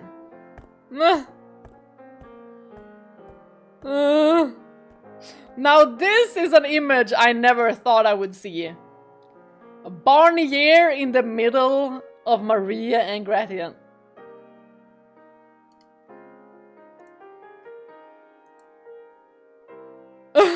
They're all just looking at one another. What? You're leaving me alone with the 2 of them? Yay, Michael and Giselle! So Michael, what book should we read together next?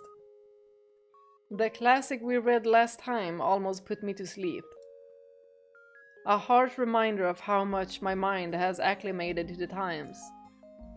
Then how about something lighter and more modern? Say perhaps Harry Potter... What in heaven's name was that? Is someone trying to break in? I'll call the police! Yes! Yes, the police are getting him! The police are getting Jacopo, y'all! You stay there. Right. Michael is as strong as a housefly. I'll go look. Was there no nicer way to get here?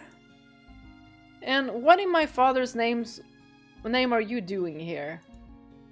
I couldn't let you go see him alone. Get your hands off me, you wretch. Wretch? Morgs, you're squishing me.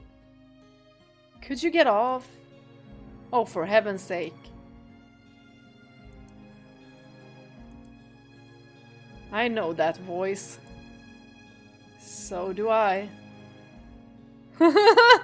Oh, what a nightmare. Y'all, they look like a happy family. Look at these 3. Look at these 3. Oh. Nice to see you again.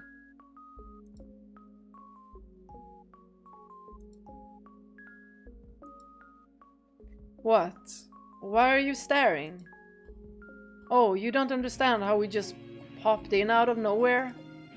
Well, you know, this is another of those backstage extras, so a little bit of space-time distortion is... Oh my gosh! She's the most adorable thing I've ever seen!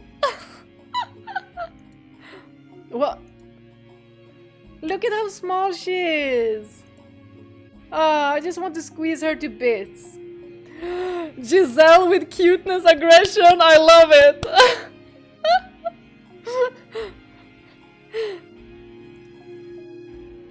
I would really rather you didn't.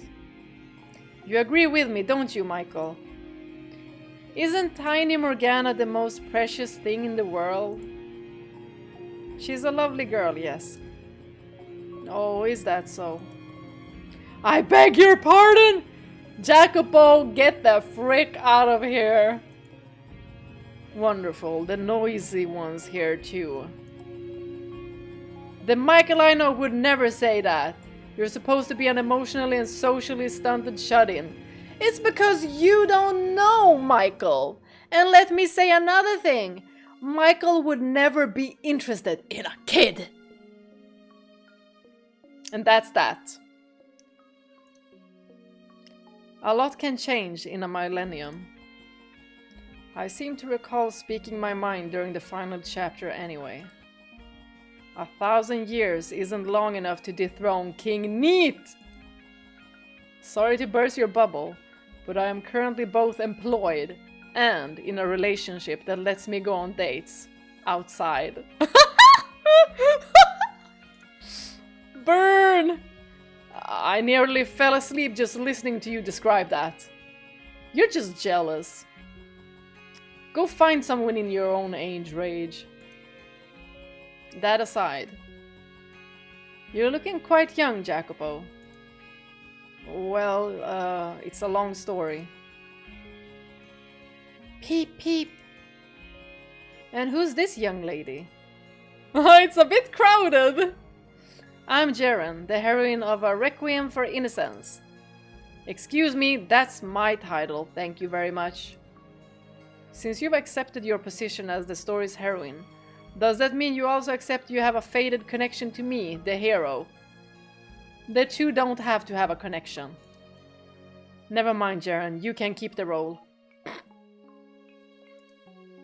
At least consider it!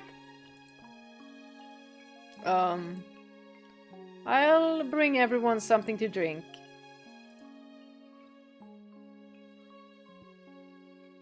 Well, thank you for catching us up. Hehe, it's been a while since we've done one of these. How exciting. And it's also kind of nice being in a different role this time. Going around and talking to everyone is a lot of work, yeah. I would have much preferred you to him. What are you doing standing over there? Ah, we're split up into light side and dark side groups. The two of us have been through so much already. I'd like for the rest of our lives to be nice and relaxed. Even outside of canon. Our story this time was happy from start to finish. It was a very lovely date, yes.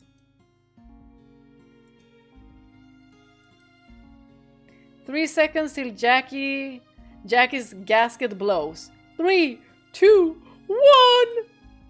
Don't give a countdown, you lout. It doesn't even make any sense. You can't end the main story like that. And then follow it up with a bunch of empty fluff. Yes, you can. Who gives a damn about you eating popcorn? I do. We all do. We just wanted a slice of life. Yes, give him that look, Michael. Give it. Do you prefer yours sweet or salty, Jacopo? He's gonna be like...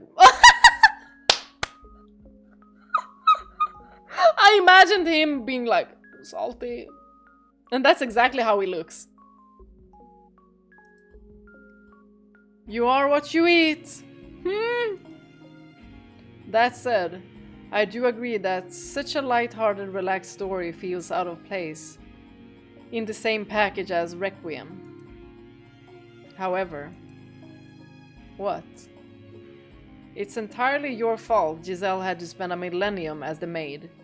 If you were just able to behave like a reasonable damned human being, all of this could have been avoided.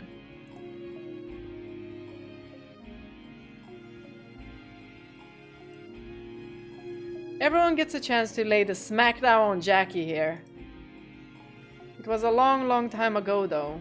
Let's put the past behind us and enjoy this special occasion. Besides, that period of my life isn't just a bad memory to me anymore.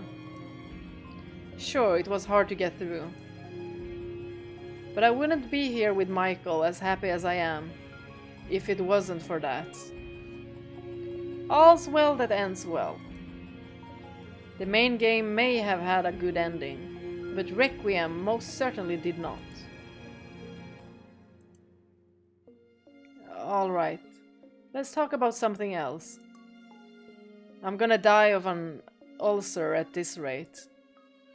Michael, Ceren, was telling me something curious earlier. And what would that be? That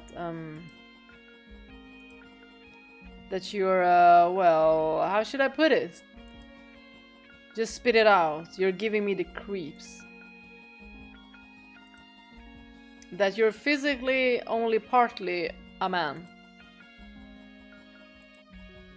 First of all, where on earth did Ceren hear that? And second, why the hell would you bring that up in a casual conversational topic? I guess it's safe to assume she was telling the truth. And that's so shady of him to take it. To take something like that up. In this setting.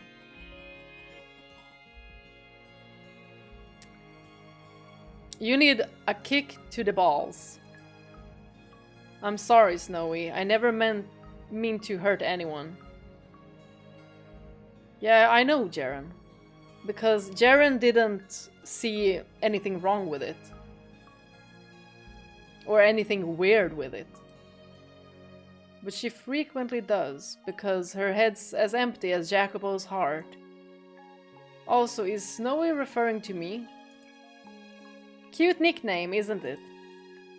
Sure, I suppose. Call me whatever you want, fine. Do you have a nickname for me? Our names both start with J sounds, so that'll get confusing. Let's see here. How about Boo?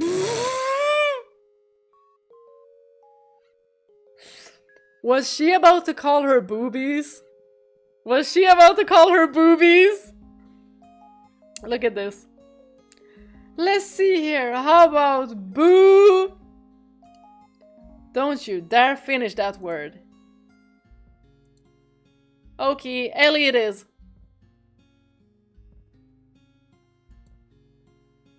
Yay, it feels so nice to be called by a nickname. She's so cute. Oh my gosh. Quite frankly, it's not a detail I wanted to go spreading around. As my body was the source of much torment in my life. Michael and I traveled down similar paths. I was a saint who became a witch. And he an angel who became a demon. Now Michael's gonna be like, I'm not an angel, nor a freaking demon. Or that was how we were seen by others, at least. The both of us, we are like unto God. And you are as far from God as man can fall. Well, that doesn't change what I think. That you're just an ordinary girl. Nothing special, breathing the same air as me.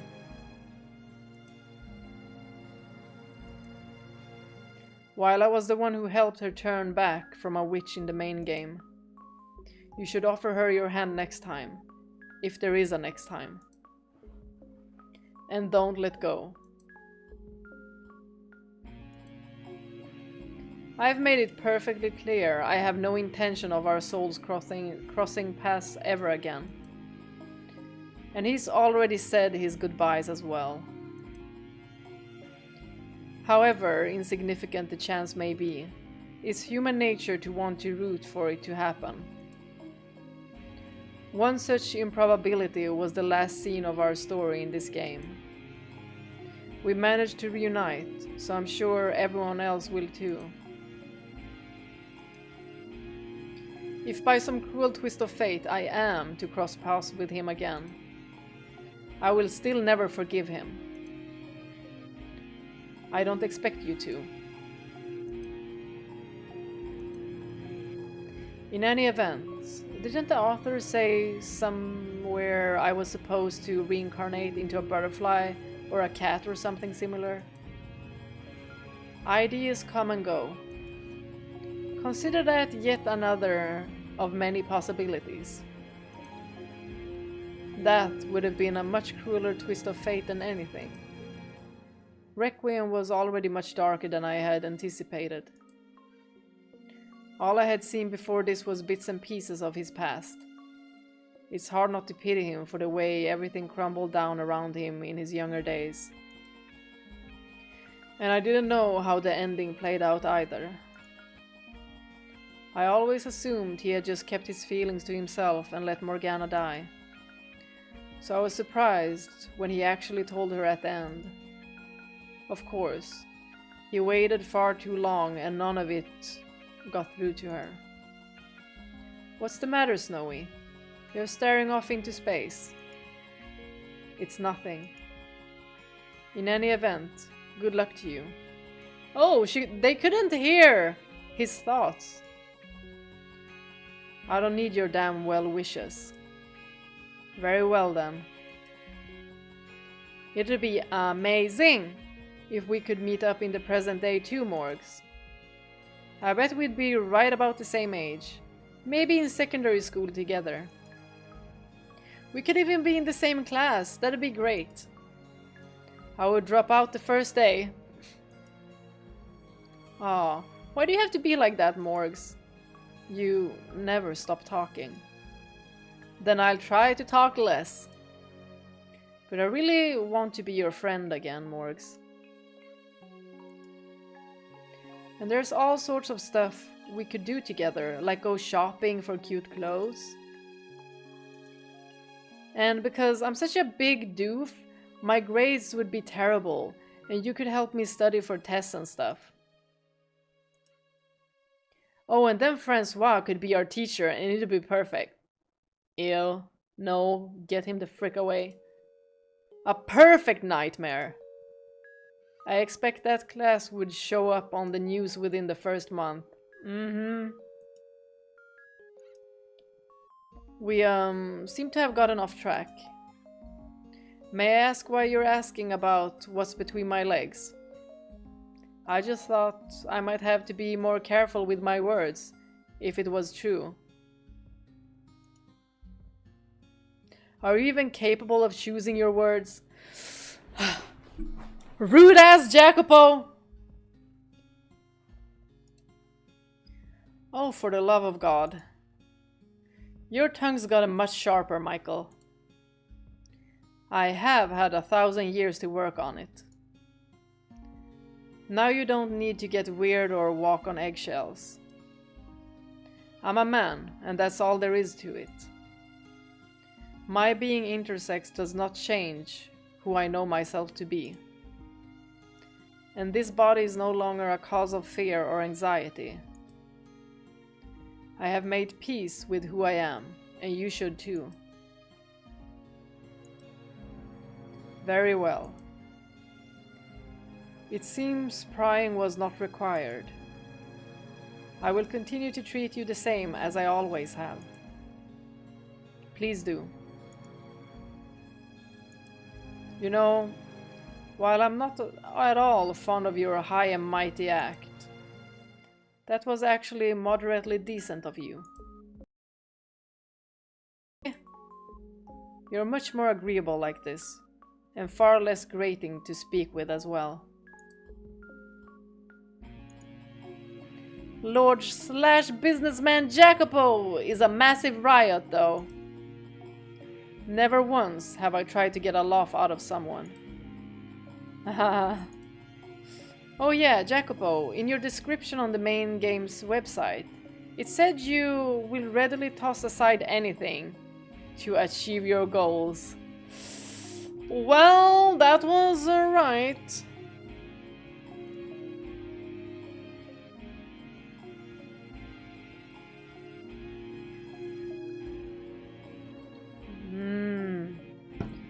It just struck me that you yourself was one of those things you threw out. Yep, his own self. Dumped his whole life right into the garbage, he did. Put a sock in it. Try to be a little more selective about what you get rid of next time. At heart, you're not a completely evil man.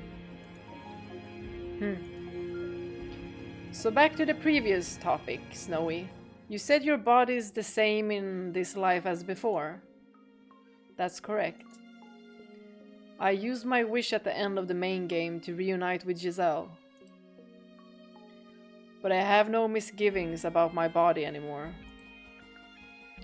I've embraced who I am, and I'm firm in my identity. But the most important thing to me is being with her. And together there's nothing we can't accomplish. Indeed. Save it for when you don't have company.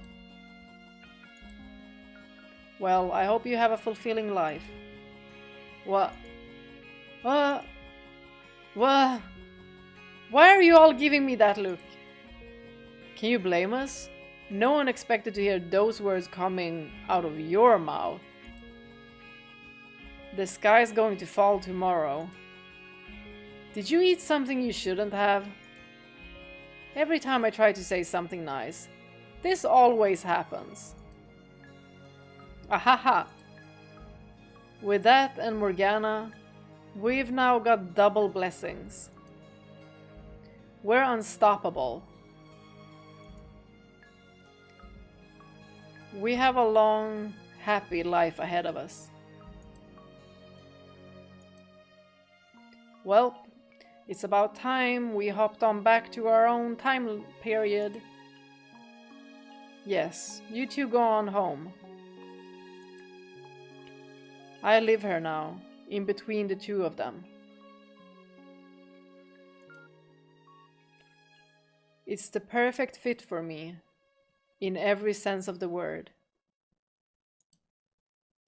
There's no room for either of you. Farewell, Jacopo, Ceren. May our souls never cross paths again in the boundless sphere of fate. Should I drag her back? No. What? Hey, let go! Get your filthy hands off me! Quit whining and move your butt. Do you want me to bite you? Go right ahead. The little brat, she actually did it! You go, girl! Bite him again. Bye, Snowy. Bye, Ellie. It was nice meeting you. And thanks for helping Jackie open up a little. We didn't do anything. I hope we can all meet again someday. I'll miss you, Ceren. Me too. Goodbye. Until we meet again. Bye! Room! She was quite a lively girl. That she was. But I had fun. And there were some nice surprises. Indeed, young Morgana showing up was certainly unexpected.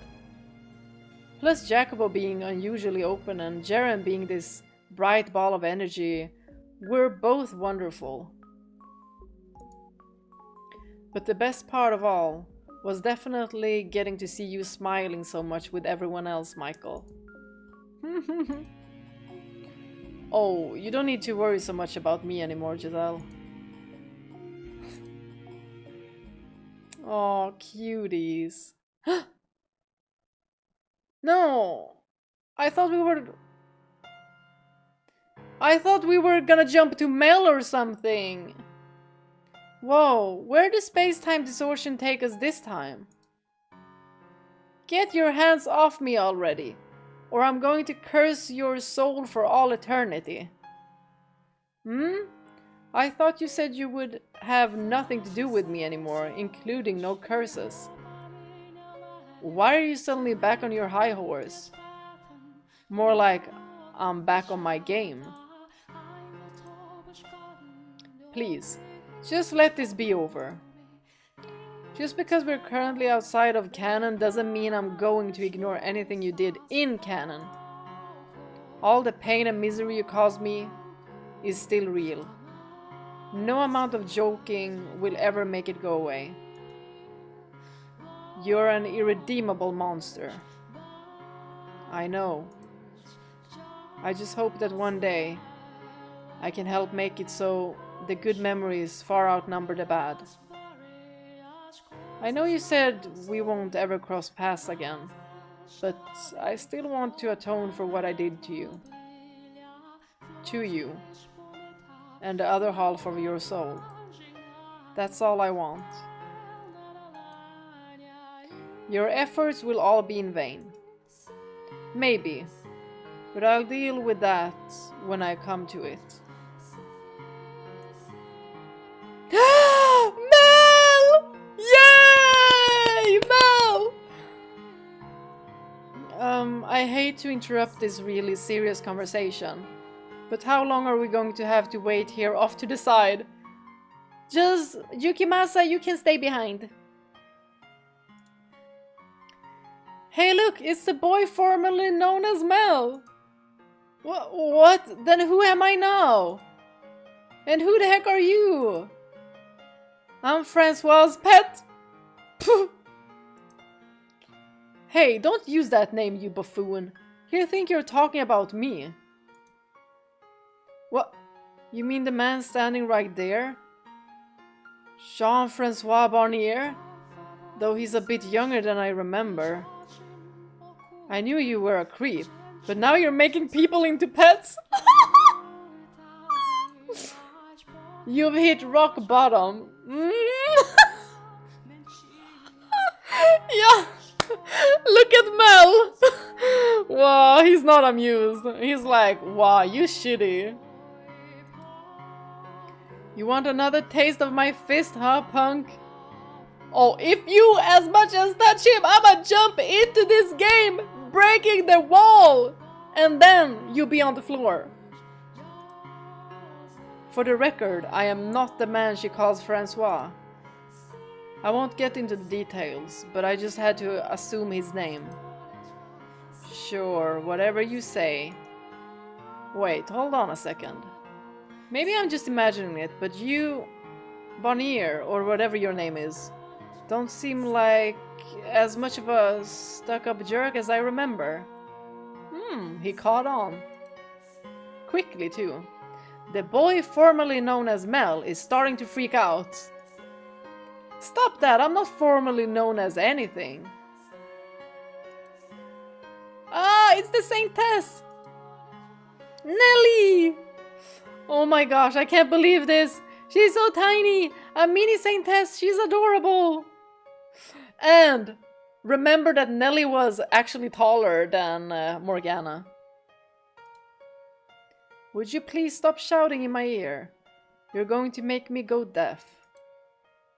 Come have tea over here with me, Saintess. I've got rose petals to put in the teacups to make it even yummier.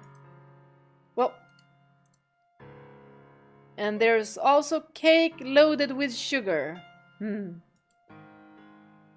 Ooh, that sounds great. I want some cake too. And don't know who you are, but I'm such a nice girl, I let you have some too. Yahoo! I'm not going to have snacks with you. And you sure are unusually clingy considering how much you despise the other half of my soul. The first door goes whoosh right under the bridge. It's spreading. Ah, it's pretty crazy how girls can go from nothing to friends in the blink of an eye, huh? Hehehe. Oh yeah. So, who's the dirty hobo? Whoa!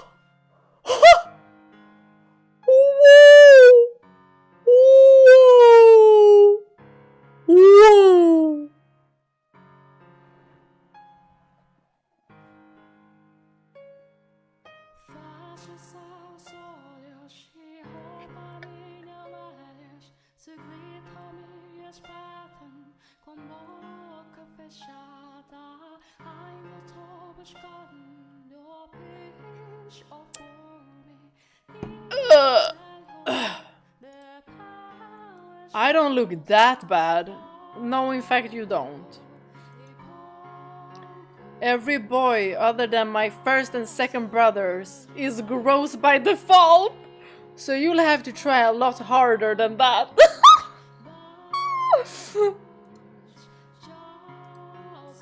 When Jackie starts trying to impress people, he gets drunk on money and power, so please don't encourage him.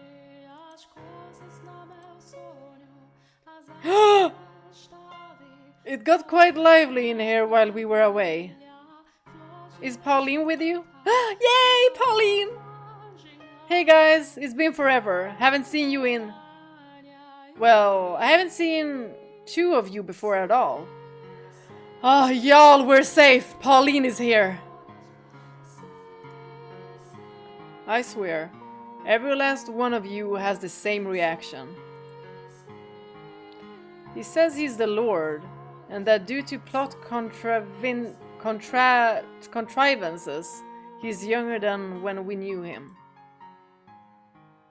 The Lord?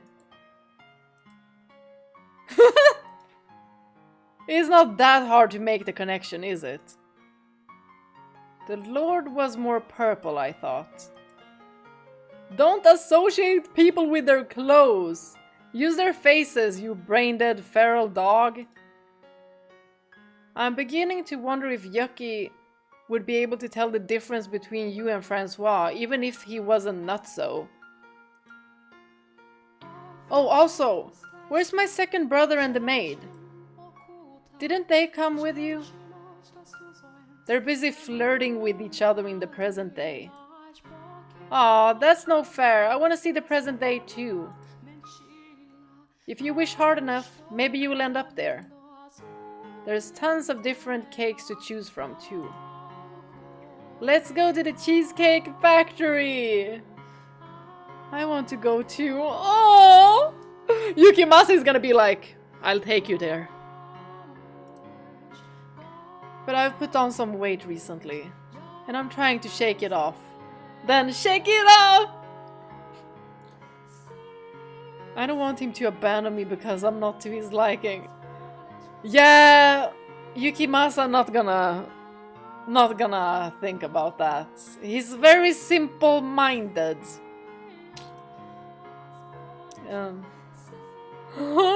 I love women with powerful appetites, Pauline.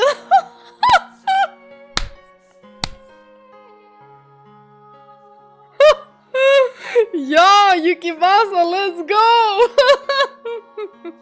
Jacopo's like, I don't even want to hear you flirt like this.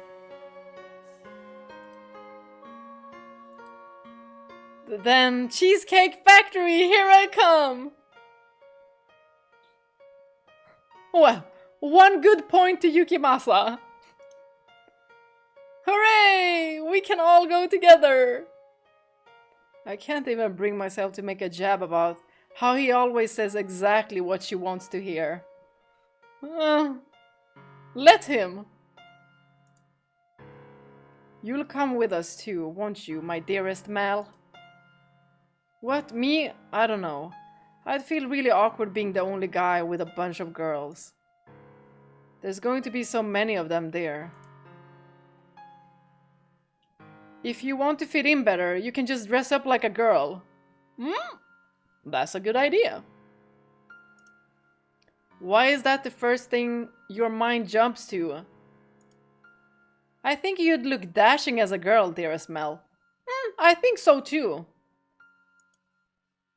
You two would make a lovely pair of sisters. Then we'll have to go dress shopping for Mell first. Yay! Only if he wants to. Could you please not? Aw, bummer. If you want to come, Jackie, we can dress you up all nice and pretty too. I mean, with a bit of work, it could work. Like hell. And don't try to get a reaction out of me either, because it won't work. I didn't know you were into that, Lord. You seem to really want to relive my fist obliterating your gut. Boy. Jacopo, did you not hear me? Breaking the fourth wall, telling you that I would come in there in this time distortion and whoop your ass? I would kind of like to see that though. Not the Lord, but Yukimasa. Woo! Well, we were also speculating how, you know, he kinda pulled off that flower in his hair. Yukimasa. He kinda looked like Giselle.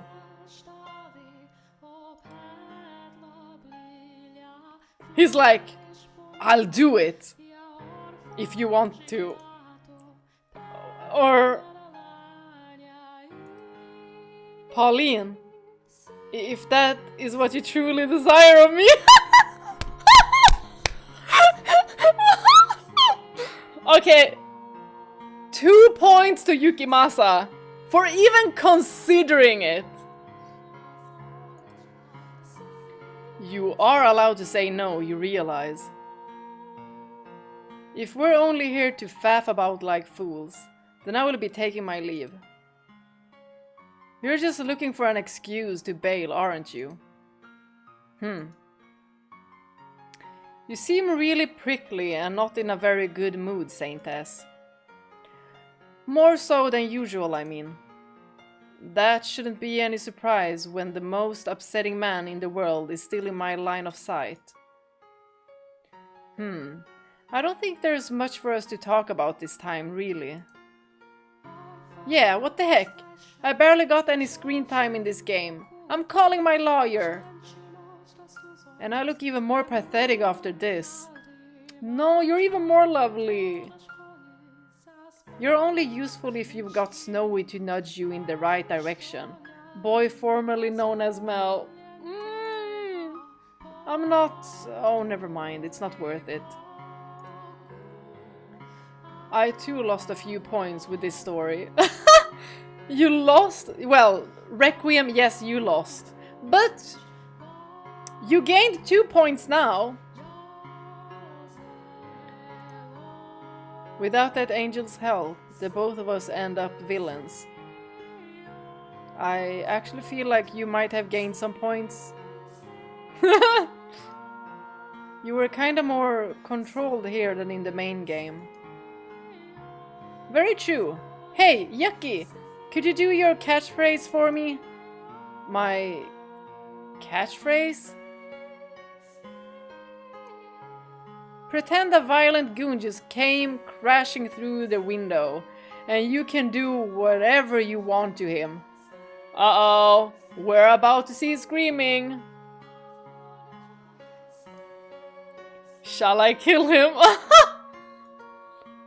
Yes! I'm not sure I would call that a catchphrase. Yukimasa, remember what we agreed on.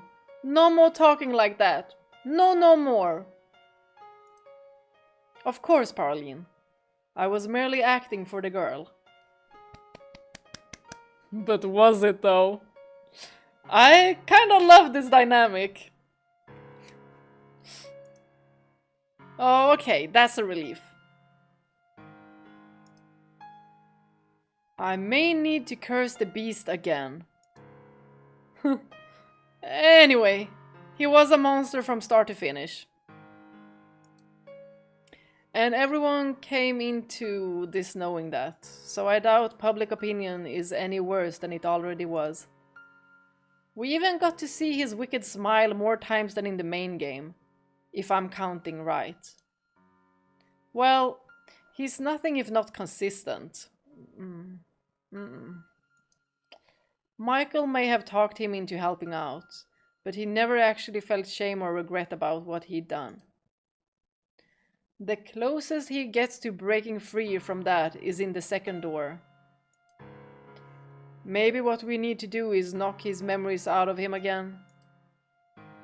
And bring Bestia back? Are you out of your mind? Not even Pauline could bring him back from Bestia. That said, I'm glad I got to see everyone again, even at the cost of my reputation. I hope we can do this again sometime. I explicitly said we wouldn't, as you might recall. I mean, I guess, but... As times change, so too does the heart, Saintess. That's right, well said, Nellie. Hee.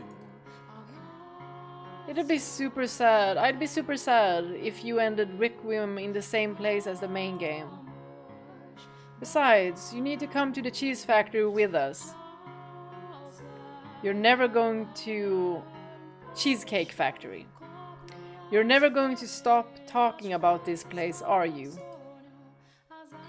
You're all free to believe what you want. Nothing is going to change where I stand on this matter.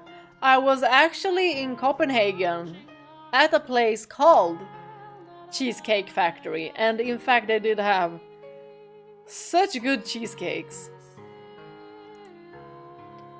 You're a stubborn saintess. That is sort of a prerequisite to cursing someone for a millennium, yes. Didn't you say that strong wishes come true though? So I'll wish really hard for us to see each other again. Does your us include my other half? The white-haired girl. What? You can't stand her, can you? I'll play nice with her next time, I promise. I'm not the girl I used to be, not anymore. I see. Well, if by some impossibly remote chance you do run into her, be sure to apologize. I doubt she bears any ill will over it though. That's a promise. I'll tell her I'm sorry and make up for what I did. Nellie's surprisingly well behaved with Morgana around. Although she was completely destroyed, so no amount of wishing will ever bring her back. But I won't stop you from trying. Alright. Now I think it's about time we wrap this up. It's dragged on far too long. It's not like we get to do this more than once a game. So I don't see a problem with taking it at a relaxed pace. There's relaxed, and then there's running around like a bunch of chickens with your heads cut off. And you are firmly in the latter category. Now farewell, everyone, until our souls cross paths once more in the boundless sphere of fate. Haha. Bye bye, Saintess, see you! I hope we get to meet again eventually. Young Saint, I pray your next life may be a peaceful one, and I swear I will never cause you any more pain. Goodbye. Stop dawdling, you two. We're leaving. Right. Later, guys. It was great meeting you. So long. And see you again, perhaps.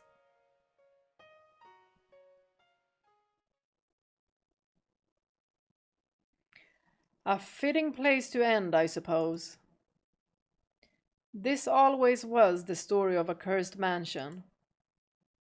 Hey now, aren't you forgetting about someone? What? Noemi! Yes! Sup? Hey, it's Mr. Mask!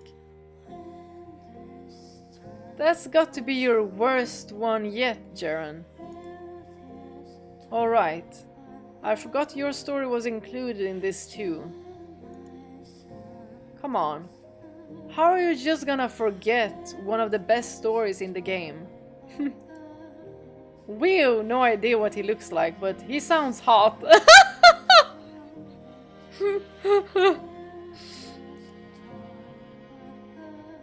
Imeon is a woman. Oh, huh. Hey, both guys and gals can be hot. And I'd put money down on me being a better man than every other damn guy in this game. Well, I think that you'd be very close to Michel, definitely. I can't really argue with that.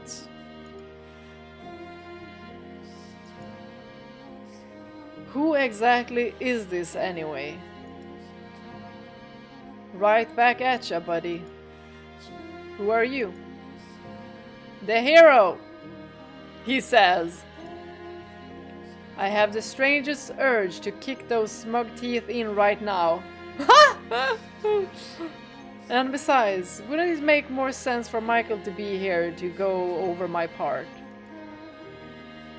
You're 100% correct. Let's leave this worthless man behind and go visit him in the present. Stop right there. I'm not letting you go there again after how hard I had to fight to bring you back. She just wanna go be with Michel and Giselle. But oh my gosh! Michel is gonna meet Naomi! Fine. Then I'll summon Michel here. He's probably busy flirting with Giselle right about now. Maybe we should, you know, check so they're not busy? I'd feel terrible interrupting, so just let him be. I thought you wanted to see him. Oh, I'm not denying that. I'm just hoping our reunion can be under different circumstances. Next time I see him, I want to be such a hottie his eyes jump out of his skull. Not this sad imitation of a zombie. Can you imagine the look on his face when he sees what I look like? It's gonna be great. Michel has grown enough that I'm sure he'll have no trouble being friends with you, even after he learns you're not a man. Damn straight he will. I pick him better than that. God, he has a job, friends, a girlfriend. How much more typically good guy can he get? You jealous, mister? Don't you dare insult Michel. Exactly. Jab him into the gut. For God's sake, will everyone stop reading my mind? So, Imi. Imi. At the end of your story, was that like a you're a boy inside thing? Nah. I'm a woman through and through. Just pretended to be a guy for Michel. I do swing both ways though. Oh! So maybe like tomboy and he's bi, she's bi. If we ever meet in another life, I'd love to take you out for drinks. Oh! Or anywhere else you'd like to go. She blushing. See? Forget about Barnier. Forget about Barnier. Naomi is the real deal. She's trying to pick someone up she met 5 minutes ago. My heart skipped a beat. I'm getting serious lady Oscar vibes from you, Imi. Haha. Well, I suppose we should talk a bit about Ascent to Dele while we're here. That story was originally included in a preview pamphlet distributed before the main game was released, making it rather old. Oh! Original. It was then reimagined into game form for inclusion in Requiem. The general beats of the story are the same in both versions, but there is more meat on this one. Plus, it makes my motivations a little clearer, making it so you started out getting close to Michel for a less than noble purpose, and then slowly warmed up to him, gave the ending a little more weight, I thought. And as a side note, Imeon was also briefly referenced in the main game. During the scene in the mansion where Michel's spirit is breaking down, there's a little line that goes, "At one point, a man with an unusual disease stumbled across the mansion while wandering through the forest." But there is a little more to be said about that. The man it's talking about there is Imeon. But that's not all. In the final chapter, he sings a song to the flaxen-haired little girl, right? And he says it's a song an old acquaintance of mine heard while traveling. That acquaintance is me. Oh yes, I never made that connection. It makes sense. There's no one else he could have heard it from. He would have said as much if it was from Giselle or his brothers. You ended up having a bigger part in the main game than I realized. And I'm glad I was finally able to show up in proper here. That reminds me, didn't a rough modern-day design for you show up in the short game released after the first popularity contest? It did, but I'm not sure why you're bringing up something readers would have no way of knowing, since it's not available in English. How was I supposed to know that? You were called out for that exact thing just a few scenes back. Anyway, sorry to disappoint anyone reading this who happens to have seen that design, but it's staying in the idea bin for now. When that game was released, the staff still hadn't settled on what Requiem would end up being. They were exploring a bunch of possibilities, one of them being to make the follow-up a light, cheerful game, which is where that came from. But they decided they really want to make something with more substance, that was also capable of standing on its own. So they poured their heart and soul into making the Requiem you have in your hands now. And I hope you're satisfied with how it turned out. Yep, that about covers it. You know, ever since this backstage event started, you felt more like you're colluding with the author than the Lord. Don't think too hard about it. Maybe she's a favorite. Now to talk a bit about the game you actually got. The main theme of Ascent to Dele was friendship. That's a thread common in most of the stories, including Requiem, in fact. Friendship. And how easily those bonds can break. Very sad stuff. My friendship with Michel is fine and well, thank you. I just kicked the bucket a bit sooner than him. You and Jackie were both real fixated on finding far-off utopias, though. Your heart's off in dreamland, and you're not seeing what you already have within reach. All I have in reach right now is a cursed mansion. Fair. The time period was a big factor in what happened to us too. My disease is much more manageable in the present day than back then. What was the disease? And Michael wouldn't get sentenced to death by the church now either. I think it wasn't so much as physical place we I think it wasn't so much a physical place we dreamed of, but the far future.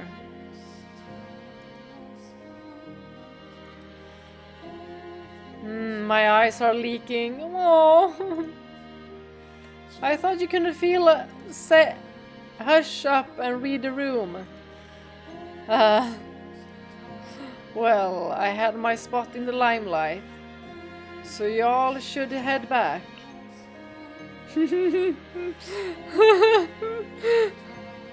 Ceren's like, don't ruin my chances with Imian! I hope we can see each other again sometime, Imi. Everyone's going to the Cheesecake Factory. The what? It's a place where you can get all the cake in the world.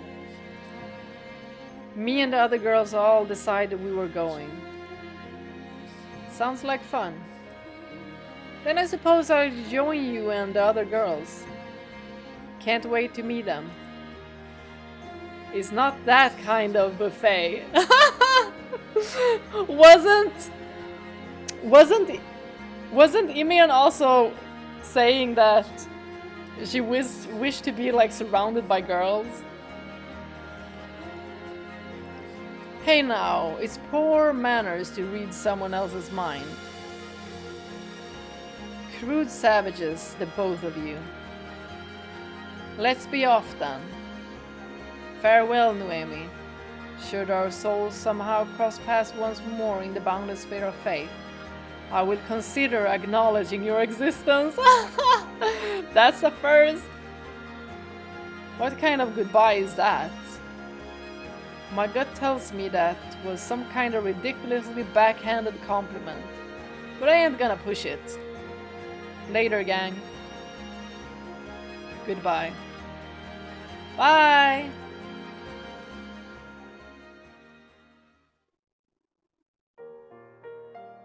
Yippee! We're back! Took you fucking long enough. I only fell asleep a couple times. Hey, where's Francois? I booted his royal ass back where he came from. Can you imagine how absurd it would look for the three of us to just be chilling down here together waiting for you to come back? Yeah, it looked really weird. Pshaw. You had me scared for a bit there. I was worried I might not make the cut for the final get-together either.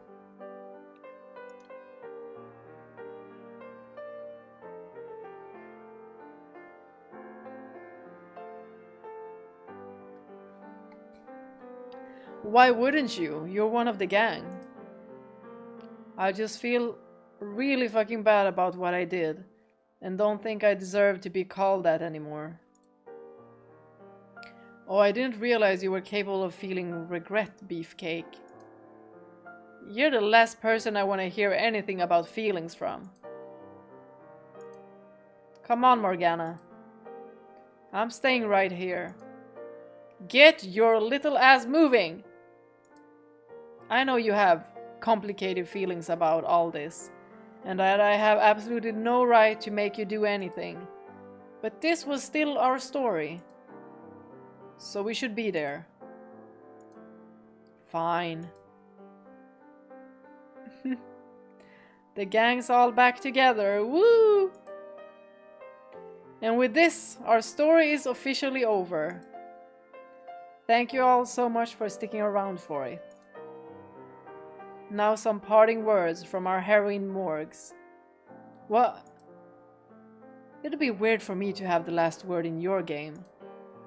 You can't expect me to come up with something on the spot. Okay, Jackie can go first. You think about what you're gonna say while he's talking. What? What am I supposed to say? Whatever, just buck up and say something. To all of you out there reading this, I obviously have no idea what you think, how you feel about our story, our lives. But I hope, at least, it was something that left an impression that will stick with you. 1000%. While I ended up screwing up things beyond belief, it was still my life, and I fought tooth and nail to make the best of the hand I was dealt. So it would mean a lot to me if some part of that could find meaning beyond the four edges of this screen. And I'm not sure what else to say. Well, I sincerely appreciate you sticking around this long. Thank you. That is it for me. Nice. Now you're up, Morgs. Very well. Looking back, this series has been active in some form of another for quite a number of years. Whether you've been following along since the beginning or only recently discovered Fata Morgana, I offer unto you my blessings. Farewell. Until we meet again.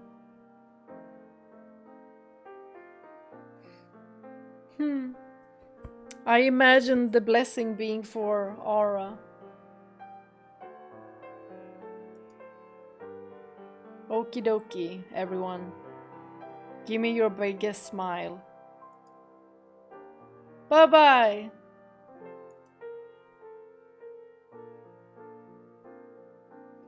Bye-bye! Thank you so very much for playing our game. As the author, I would not normally make any sort of comment within the game itself, but with this being a side story, a bonus of sorts, I'd like to bend the rules a bit and extend my gratitude to you directly. I would also like to offer my sincerest apologies for the delays in a Requiem for Innocence release, and thank you kindly for your patience. TL note. The LOC team did not consume enough caffeine to keep their deadline and have been locked up to take time to reflect on their mistakes. Oh my gosh, we're about to have curses left and right. Requiem is a deeply unpleasant and painful story, but I try to sprinkle little morsels of hope throughout it. So hopefully you aren't coming away from it with a terrible aftertaste. As was mentioned in Imian's segment, we considered a number of possibilities for a follow-up to The House in Fata Morgana. But ultimately we settled on the story of Jacopo's and Morgana's past. I apologize to anyone who was hoping for something lighter, but this was the best way to touch on the themes I wanted to explore. And it feels like it fits in better with Fata Morgana this way. I'm glad I was able to tell this story, and I pray you were able to enjoy it. In writing Requiem, I spent many hours digging through the text of the original game's final chapter to make sure I didn't introduce any inconsistencies. While you only saw small glimpses of what was in their hearts there, I feel like I was able to flesh that out and give it real life here. Jacopo particularly was shackled by something until the very end, and I think I managed to expound on what exactly that was here. I can't say whether he'll be able to free himself from those shackles anytime soon, but I imagine he will at least be trying. Let's put that hard-working trait to good use. Moving forward from Requiem's timeline, we know he makes the same mistakes in the main game's third door. But perhaps he too will be able to reclaim himself when he's released from the witch's curse. Maybe I should make him do a Reclaim Yourself marathon like Michael. Now, while I said I was glad I could tell this story, I must confess confess it was, in a way, more difficult for me to write than Fata Morgana. Though there was a great deal of pain and suffering in the main game as well. It was not brought on by Michael's own failures, and in the end, his actions are still good. So there was just like one author to this game, not several. Requiem is very much the opposite though. Writing a character who knows what they're doing is wrong, hates themselves for doing it, yet still barrels headfirst down that path was somewhat maddening to do. That said, I didn't get to write much of Jacopo not putting on an act in the main game, so hopefully you enjoyed seeing what's beneath the mask. There are a number of characters in Fata Morgana with multiple personas, and that's an especially deep-rooted aspect of Jacopo's character. In fact, one of the reasons Ceren was so utterly lacking in pretense is because I felt like that was a big part of too many existing characters. So I made her the exact opposite. Getting inside Morgana's head was also rather difficult. She described her time at the brothel as when she learned to experience joy. So I especially wanted to focus on making her feel more human. While she released herself from her curse at the end of main game, that only brought her back from in negatives to dead neutral. And I hope one day she's able to turn squarely toward positive. A Requiem for Innocence was not only Jacopo's and Morgana's story, but it was also a story of friendship, companionship, and growth. The characters from the main game didn't have much in the way of proper interactions there, so I'm glad I was able to use the first half of Requiem to show them having fun and living their lives without sacrificing what makes Fata Morgana what it is.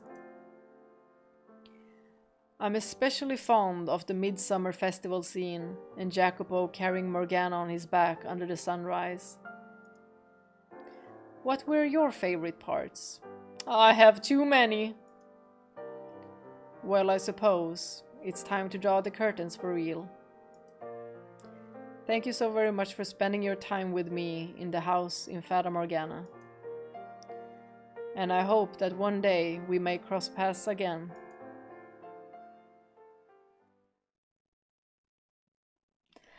Yay!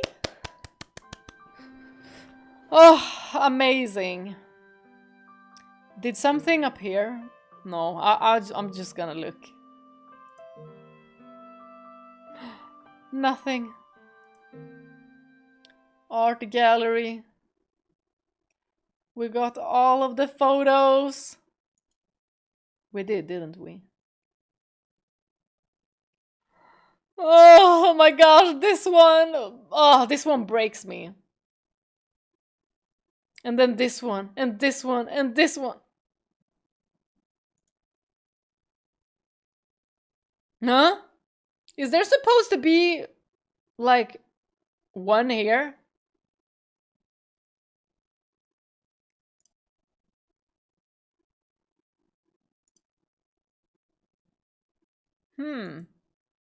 There's supposed to be an image. An extra image. But there is none. Has fragment been locked? Unlocked. It's time for the true ending. Well, there is no more here.